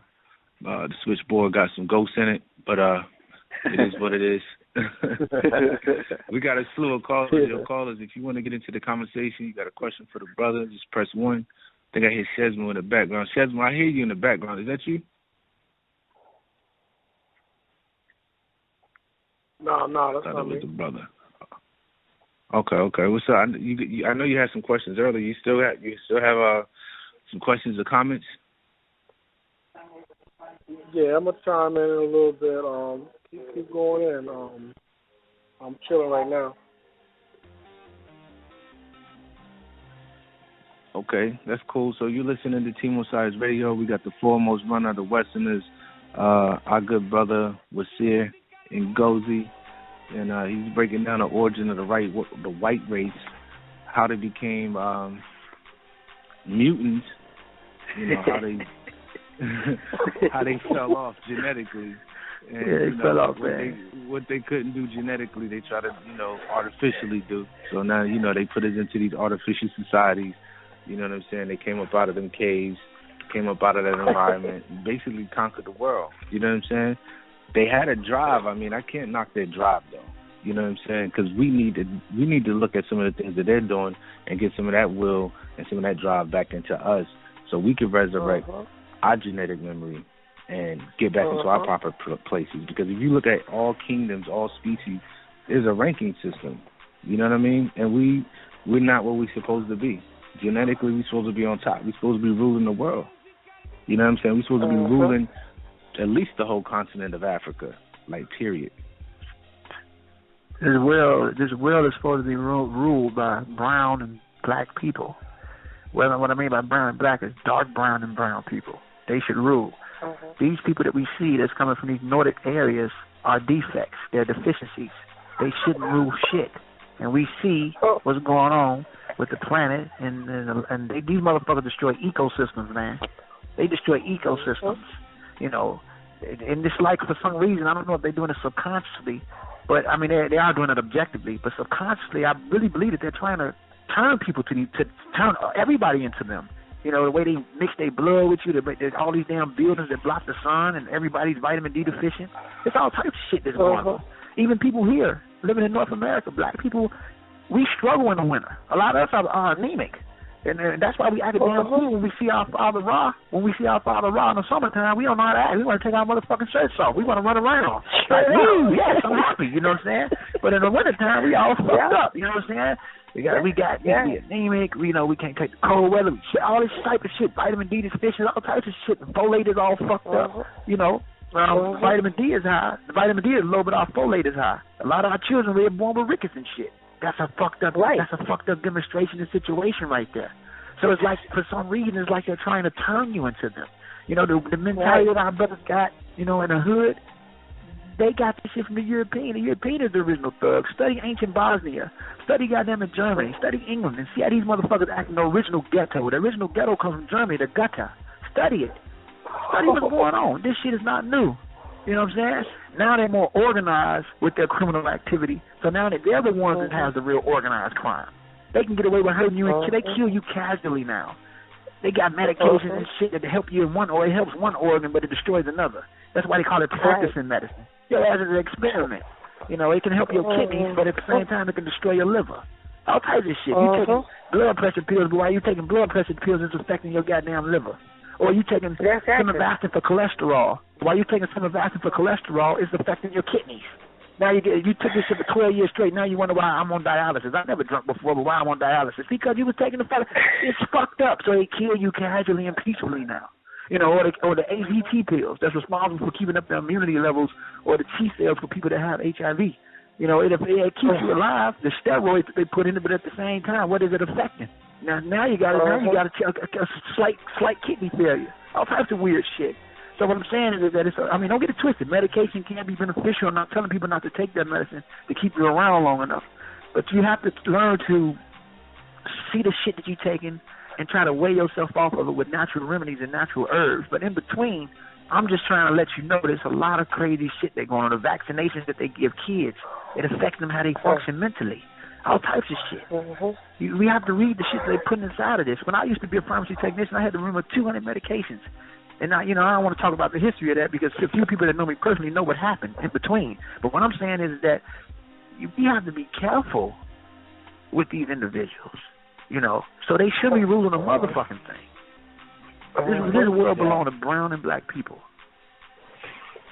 Shay, and with that, we're going to take a caller from the 646. You're now in tune with Team Osiris Radio. Peace. Peace. This is Anukia of Kemet. I came in a little late, but as I've been listening for the last almost hour, I do have a question about taking DNA tests. I've actually taken two. You've actually mentioned the companies that are taking the test from, 23andMe and Ancestry. 23andMe showed that I have 1.1% Neanderthal DNA. Yeah. 17% European DNA, and 76% Sub-Saharan African.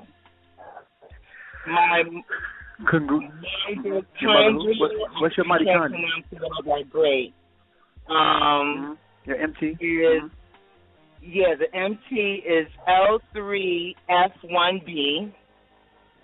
Oh, you're Fulani. Congratulations. Yes, Fulani. And my brother, because I wanted to find out my father's lineage, and he is A. Hold on. Your brother's an A marker? He's an A marker. Oh, wow. So, hold on. Your brother's chromosome predates these. I'm looking to get more information, especially on my father's lineage, because it is so rare. And all the reading that I do up on it, I know it's San people. It also says Ethiopian and Somalian. A few Somalians, a few Ethiopians, the Nur people in Sudan, the Dinka, the Mercy, the Summer. A lot of these groups have that A marker, and that's a old original marker. It comes from Nilo-Saharan people, the Neolithic speakers that gave rise. That's an amazing thing. You know, most of our ancestors were Niger-Kadopian speakers. You know, we come from the Niger-Congo people. We come from Southwest and Central Africa. Only a few were Bantu speakers, but the Bantu speakers are also Niger-Congo, like the Bimiliki. They came from Cameroon. A few of them were Snatch. Most of our ancestors and Dinka coming from Ivory Coast, the Mindi, like Ivory Coast, Senegambia, Sierra Leone, and early Liberia. A lot of those were Mandinkas. A lot of us were Yoruba, which is referred to as Voltage Congo speakers. And then you have the Alatic Congo speakers in Ghana, which is a Khan. So all our ancestors were predominantly Niger-Kadopian people. If your father and brother have an A marker, they come from Nilo-Saharan speaker people. So it's a possibility that your people would snatch. Because that's amazing. I'm sorry I cut you off. I don't know if you have any more questions, but I'll go into further detail about that. Go ahead, sister. Yeah, no. I'm listening to you because I'm really trying to find. I know it's very old. It's very rare for African American men to have that marker. Right. Yes. So I'm just trying to find out more information on that. A few men that have that A marker are a few Mandinka that lived in Mali and a few of the Shanghai people. Shanghai people that live in Mali were responsible for building the Shanghai University. They're Nilo-Saharan speakers, and a few of them have it. Now these Nilo-Saharan speakers, they gave rise to the Niger-Kadofian language. What happened was around 10,000 years ago, a lot of our ancestors from Niger, there was Niger-Saharan speaking people, migrated towards Niger, came from the Kordofan area of Sudan, which is Upper Egypt. And we migrate out of Kordofan, we go into West Africa and we meet up with the Adamawa groups, or the Proto-Adamawa groups, which is also another cluster of Nilo-Saharan speakers, because all the Nilo-Saharan comes from the Neolithic languages. But anyway, when we migrate, we go into the Niger-Congo area. And the Niger-Congo area is around Cameroon in Central Africa. And in these areas, we start to sprout out to these different Niger-Kadofian languages, because we brought the Kadofian culture and the Kadofian language from Kordofan in Sudan over there. So we start to amalgamate amongst them. But majority of these men were capital group E. The only thing that was in West Africa before the E marker came from East Africa was a few A markers. And a lot of the Mbuti pygmies have it in the rainforests of Cameroon. A lot of a few of the people in Angola can have it. And a few people that live all the way down further south in Nigeria land have it. So before E markers even made it to West Africa, A was already populating all of Africa at a high rate. It's kind of like it was when E came in. It's something called a downstream that happens. The downstream having a bottleneck. A bottleneck is a reduction of a population. These E markers, which is the E1, B1A, who went west, kind of populated all of West Africa, and kind of all the A markers that was lingering around kind of like died out. So your father and your brother might be the remnants of those populations that still kind of survived and camouflaged amongst the E markers. Okay. And I'm sure they probably was Mandinka coming from Senegambia. Okay, well, thank you for that information. Oh, yes, ma'am. I was very confused because I hear a lot of African Americans, they say they're EB1, and I'm like, well, what happened? How is my brother A? Where did that come from? That's very strange. That A marker was lingering around West Africa for a long time. It was lingering around before the pyramids in Egypt exist. That shit, because, people have been populating in West Africa. At one point, they was in North Africa, but when that Middle Glacier period kicked in, 40,000 years ago, they were there. When the Middle Glacier period kicked in, they went south into the rainforest. So these were the Adamawa groups. Later on, you start seeing the Caption period, when these E's started to disperse back in. When they come in, a lot of the A's that was around the rainforest is kind of like the E's start breeding with a lot of the women, with L2 and L1. My marker and your marker, we got the same mama. Me and you got the same mama. You Fulani, L3, F1, B1. We got the same mama. She kind of came in a little bit later after the E3B. So it's an amazing thing. So I think your father and your brother, they marker kind of camouflage amongst the E's that they was around and kind of survived compared to the other A markers that died out. And the rest of the A's stayed in either South Africa or East Africa, like the Nur and the Sumer and the Mercy of southern Ethiopia, a few of the Oromo, 12 to 15% of the Somalian population, and mostly the Khoisan got it. The Khoisan. Now, my father, when I look at him, because when I was a young girl, people used to ask me, am I Asian? Am I Chinese? Now, I'm very dark. And I would say no. But now that I look at my father, I could see the sand Khoi people. Yeah. I see it in him. See, the thing is with the original human beings, Homo sapiens sapiens, when our species developed, they look like Khoisan, proto-Capoid. They call them proto-Capoid. These proto-Capoid people look like Khoisan, but they were darker. You ever seen a? It's hard to explain it, but they were darker. See, even the Khoisan went through a mutation when they went into South Africa, because South Africa in the Kalahari Desert that they live in is cool. It get cool at night. So even them, before the Khoi, see, you have to understand the history of the Khoisan. If you go into Bloombo's cave 90,000 years ago, it was them that was right in that cave 90,000 years ago, 100,000 years ago, in Bloom cave down there, or Pinnacle Point. But the people that were down there were called the Sand people. This is before the Khoi came from up north and met up with them. Later on, they become Khoisan. So anyway, the proto-Capoid humans, which was the original people, they look like Khoisan, but it was much darker. So when the Khoisan go into zone 2, which is South Africa, not zone 1, leaving out of those equatorial zones, they develop a little lighter skin. So they got the lighter brown skin. It wasn't the same type of extreme that people caught with SLC-245. It's just that they got a little lighter because of the climate. And even darker skinned people get lighter in the winter. So due to them staying down there for so long, it's a natural, healthy way of lightening up the skin. Not the shit that people went through outside Africa. So the original humans, if you got slanted eyes and dark skin, you probably look like what the original Homo sapiens sapien looked like. You know what I'm saying? Yeah, when I was much younger, people used to always ask me. I was like, "Why are they asking me that?" I don't feel like I look like I'm Asian, but now that my father's passed on, he's transitioned, but now I see it. Since I've had this test, I'm just doing a lot of research, and I'm so glad I caught this show tonight to ask you your opinion on that, and now I know to search more. Well, congratulations to you, sister, and I'm happy for you. And your father and your brother definitely come from a good ancient lineage paternally. The E-Martyrs kind of hijack y'all rainforest, which is bogus. But you guys, the A's was there first. Well, thank you. Peace, brother. All right, Queen. You have a good one. Peace. You too. Thank you for calling in. For any other callers, press 1. We'll bring you in if you have any questions, comments. You are now rocking with Team Osiris Radio. We are on the horizon, and at any given moment, we can hit that double horizon and go rockety. You know what I mean?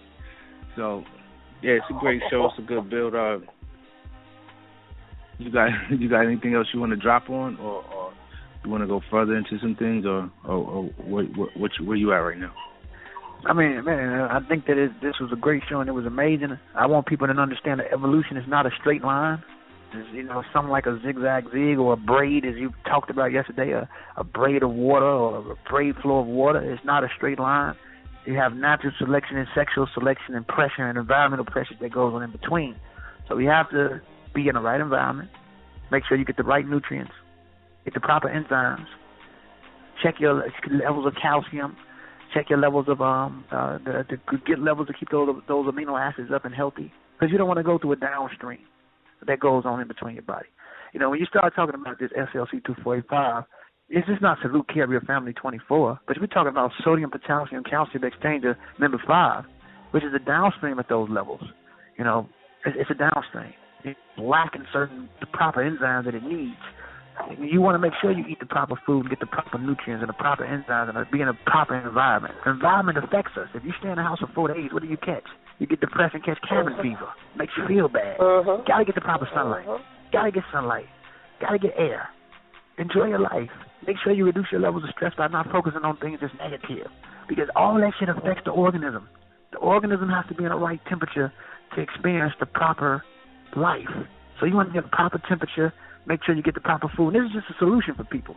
And stop worrying about shit you can't control.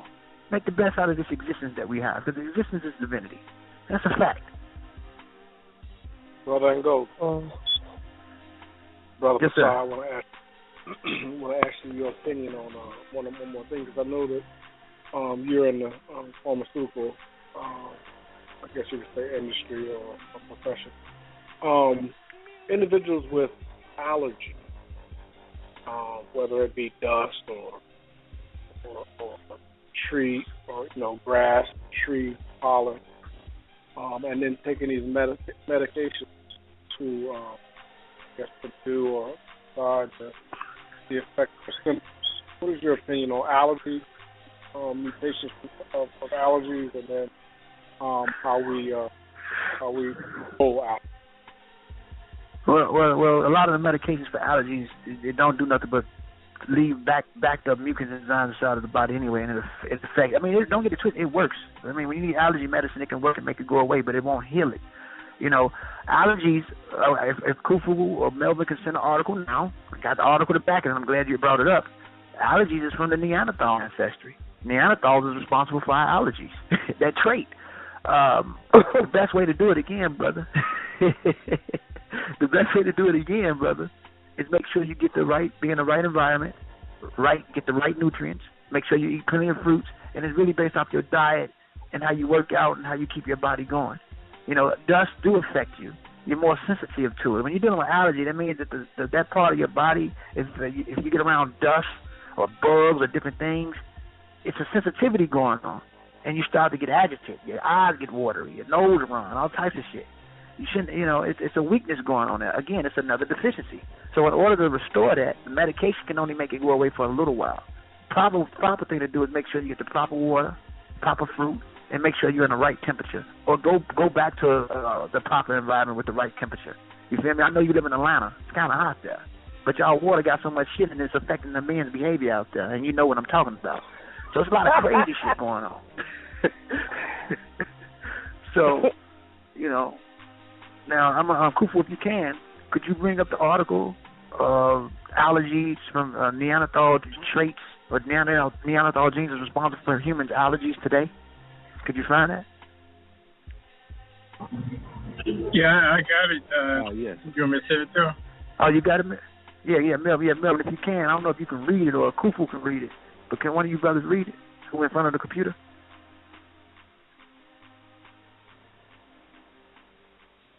You got it in front of you, Brother Melvin? Yeah, you want me to read the same line that you read, the first paragraph? Yeah, send it to Kufu if you can. All right. Yeah, first paragraph pretty much says remnants of Neanderthal DNA in modern humans associated with genes affecting type 2 diabetes, Crohn's disease, lupus, biliary cirrhosis, smoking behavior. They also concentrate in genes that influence skin and hair characteristics. At the same time, Neanderthal DNA is conspicuously low in regions of the X chromosome and testes-specific genes.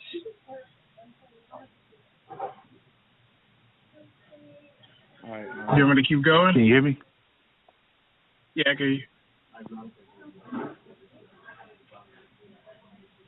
Did you want me to keep going? I'm just read the article. All right. I have the other article. It says humans breeding with Neanderthals created allergies.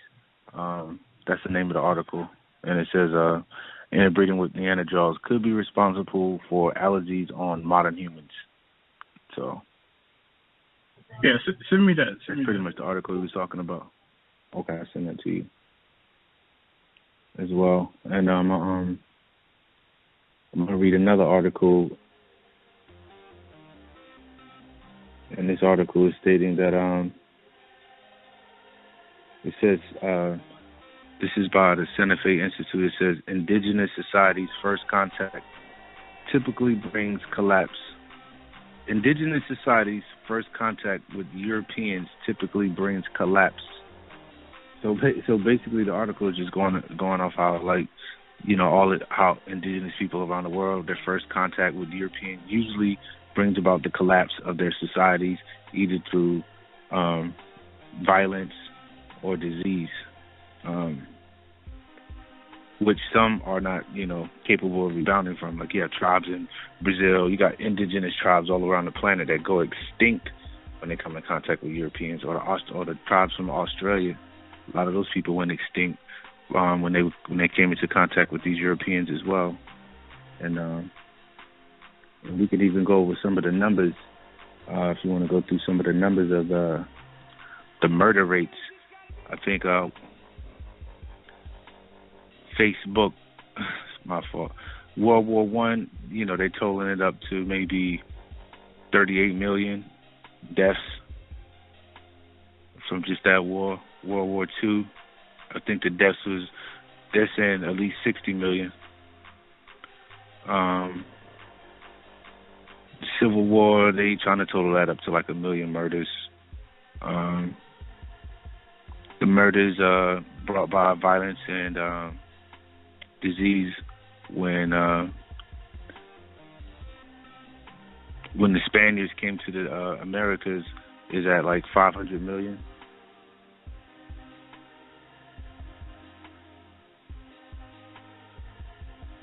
Okay. I'm reading hold on. Another article real quick. I'm gonna bring that right back in. Okay, Shimsu on here now? Yeah, he's still on here. Okay, are we on live right now? Or my phone dropped? Yeah, we on. Okay, yeah. What I was gonna say, Shimsu, is that when you read the article, you have to be careful with allergies, man, because again, I'm gonna read that article again. I got it right here for you. Okay, cool. I just want to say through these murder rates real quick. I just got one more. Okay.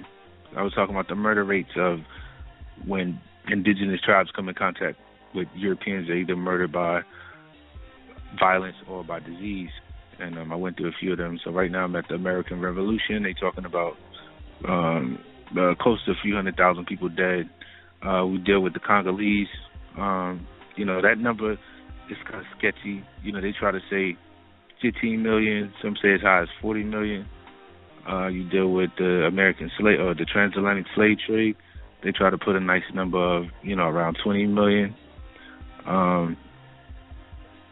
And so we could just see the murder rate. The murder rate of these people are over 1 billion people. Correct. Over Correct. 1 billion people. That's easy when we say 1 billion. That's being nice. So they're serial killers in an organized manner. I mean, they so fucking brutal now, they can destroy you in an organized manner. It's just that they're extremists. The first serial killers, H.A. Holmes, he lived in Chicago. I mean, before that they were serial killers, but I'm just saying, this is nothing to them. They have over 1 billion on the body count. It ain't nothing that a nigga can do in Chicago that can compare to them motherfuckers. Nothing.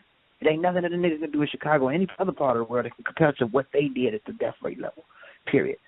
But go ahead, Kufu. I'm going to get into the immunity response of allergies in a little while. Okay, this is an article. It's called Humans Breeding with Neanderthals Created Allergies. And before you read that, I want to add on what's going on, brother. Also, we have to understand, when I talk about the sensitivity, you know, the allergies is based off how your immune system reacts abnormally off foreign things. It's a sensitivity going on, and that goes back to what I talk about all the time, the human leukoantigens, the way the organism responds to foreign things, the way you respond to your response to your environment. So it's abnormal. The way you respond abnormally to foreign things is what these allergies is. So it's a sensitivity going on there, as I stated earlier, and he'll tell you where the trait comes from if he reads the article. It's a tag team. Go ahead, Kufu. Yeah, okay. It's saying, I don't want to read this. I'm going to just start. It says, ever wonder what or who is to blame for your peanut allergy or your inability to walk through a garden in spring without sneezing? You could thank the Neanderthals for that. Sickly motherfucker, yo. Lingering around, yo. Like what you say is a cancer that forgot to die, yo. Yeah, motherfucker forgot to die, yo. Get it. Humans, distant and extinct cousins. It says humans, distinct and extinct cousins, along with another long-gone species of human Denisovians, have seemingly passed on genes that has had a significant impact on Homo sapiens' immune systems. The gene is believed to be responsible for the same people's sensitivities to things such as pollen, peanuts, and eggs. But on the flip side, those same genes will now help humans fight against some of the diseases related to bacteria, fungus, and parasites. So we talk about the new studies from the U.S. and European scientists doing this genetic blueprint on the immune systems. Researchers say that humans bred with the archaic humans in Europe thousands of years ago, which resulted in a dramatic changes to a cluster of genes that continue to be felt today. This inheritance from Neanderthals and Denisovians, the form of which became extinct 40,000 years ago, means the variation in those genes give humans the ability to react to pathogens, which are biological agents responsible for causing diseases. Mm-hmm. So there you go, brother. About the sensitivity is what allows humans to respond against some diseases, but also make humans more susceptible to allergies. So there you go, brother Shimsu. That's the question. I talked about the sensitivity. We talked about what's going on. So make sure you're in the right environment. Get the right thing. And let me give you the genes. The genes are the TOLL, T-O-L-L, light receptor TLR genes, TLR1, TLR6, and TLR10. Some of these genes are most similar to the Neanderthal genome, and the third is most similar to the Denisovian genome group. So Shimsu, so you don't feel bad. You don't feel bad about those issues, do you? That you have, do you, brother? All right, so you open up a can of worms. That's why I wasn't going to say that you got your nose wide open for the Ethiopian Somalian gene. But actually, it's my son. And I was hoping that one day he would grow out of those, out of the slight allergies that he has, that runny nose, and having to give him this medication, this pill every day. You know, to me, that's not a good look, or you know what though, brother? You know what, Shimsu? It's actually, the baby got it, the son got it, and it's good that you're giving him the medication, because I know I'm sure you're saying the medication only works for a little while. You know, that's what it does only work for a little while, right? Right. Only you got to give it to him every day, because if not, as soon as you stop giving it to him, that nose is running. It'll come right back. Yeah, the thing, because it's not, medicine is not a solution at all. So the thing is that he can take it sometimes. How old is he? 12. And my concern is over a long period of time because he's been taking some type of allergy medicine for at least 10 years. Mm-hmm. Thinking about the long-term effects of whether it was, I can't remember the one allergy medicine he started out with the little bumblebee with the commercial, and then he talked about the side effects. And now I'm not sure which one he takes now. My wife generally takes that stuff, but it's one little white pill. And I'm just thinking his mother grew out of it, but I'm wondering if he will ever grow out because I feel as though that's I'm like, wow, what's going on?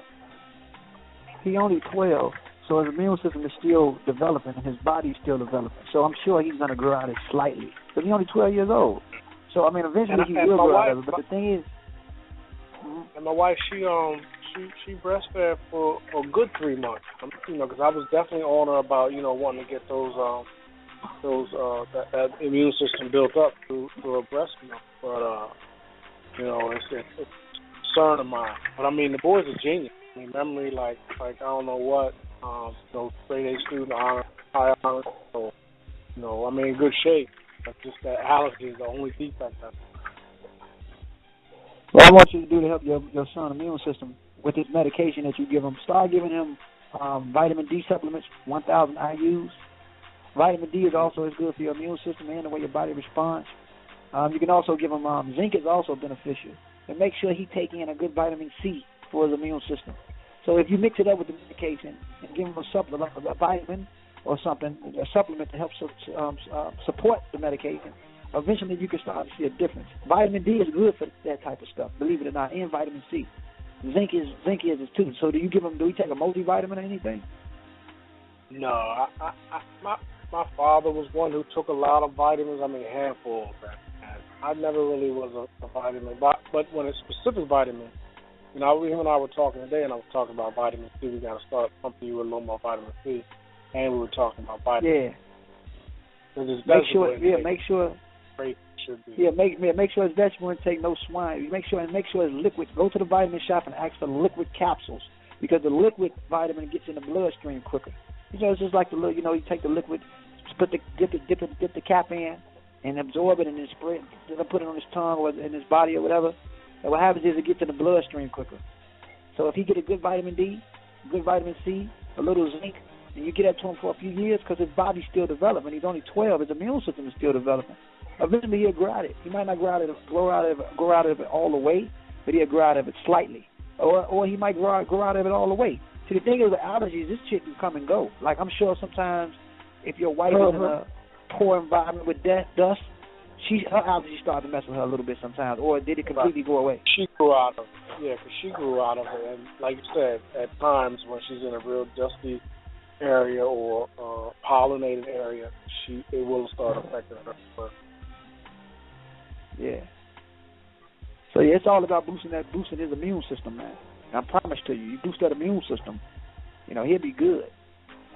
Yeah, I would love to get him off of those medications, off that medication. Yeah, boost his immune system, and you can start going online and looking up ways to boost his immune system. Because when you start boosting his immune system, it don't become so sensitive no more because it gets the proper nutrients that it needs to keep it strong. Yeah. And I wanted to say. Oh, sorry. One more second, sir. You're right exact on the information that you were dropping because we can see in history where individuals who were deficient in certain things, they had to go either up in the mountains to clear their sinuses or whatever, breathe bronchial type diseases, or they had to go into a sun belted area, equatorial belted area, in order to get vitamin D or whatever. So you're absolutely right. Exactly what they need to go in a tropical environment. But go ahead, sis. Yes, sir. No, brother. I was hearing what you were saying about your son. My daughter's 12, and she had started with having allergies at about the age of 8. And the doctor, her physician at that time was giving her Flixonase or something to that effect, a little white pill. I heard you say that.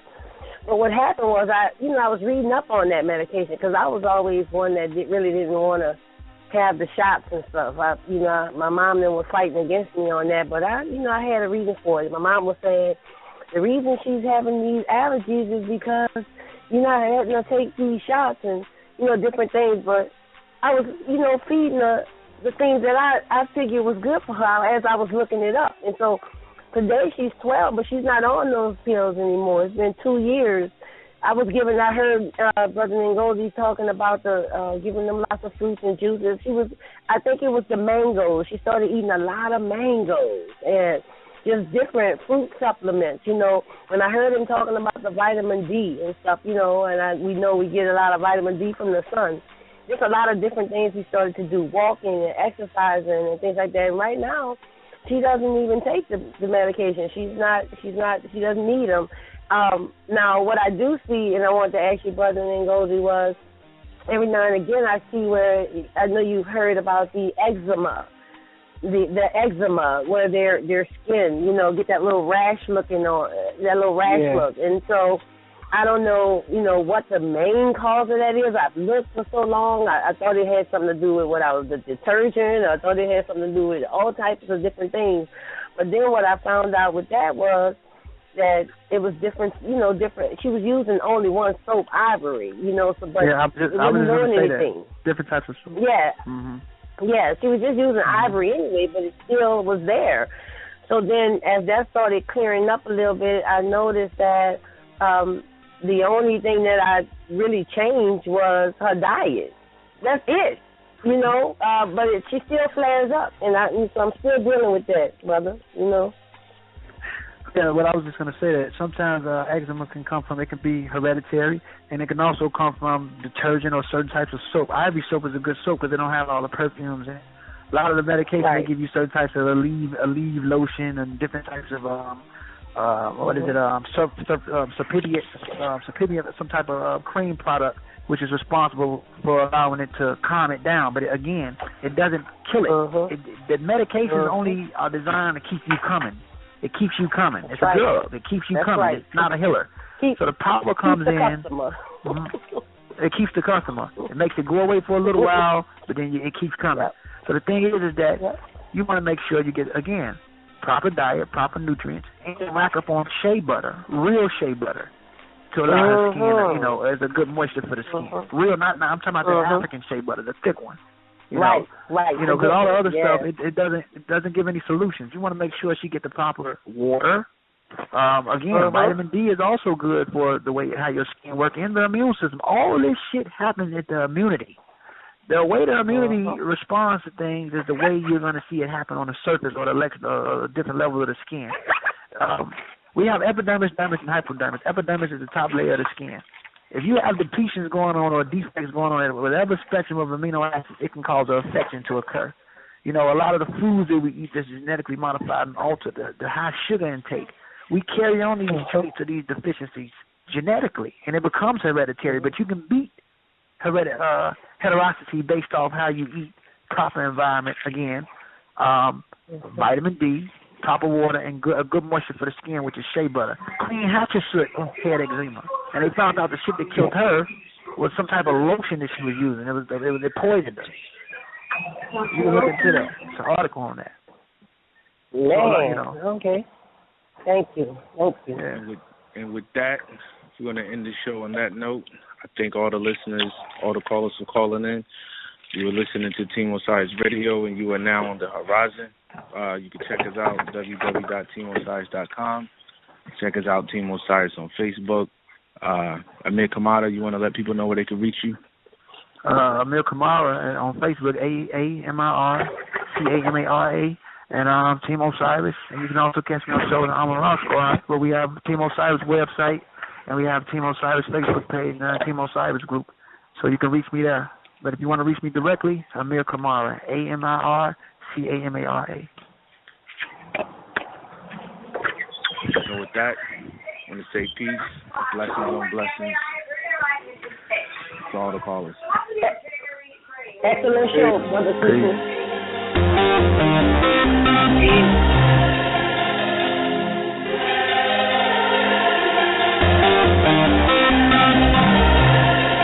Musical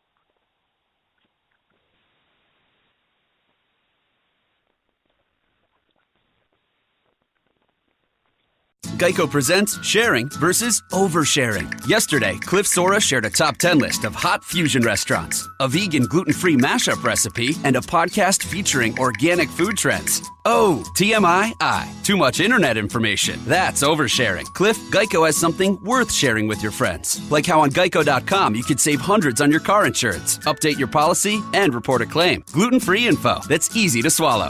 Geico, 15 minutes could save you 15% or more on car insurance.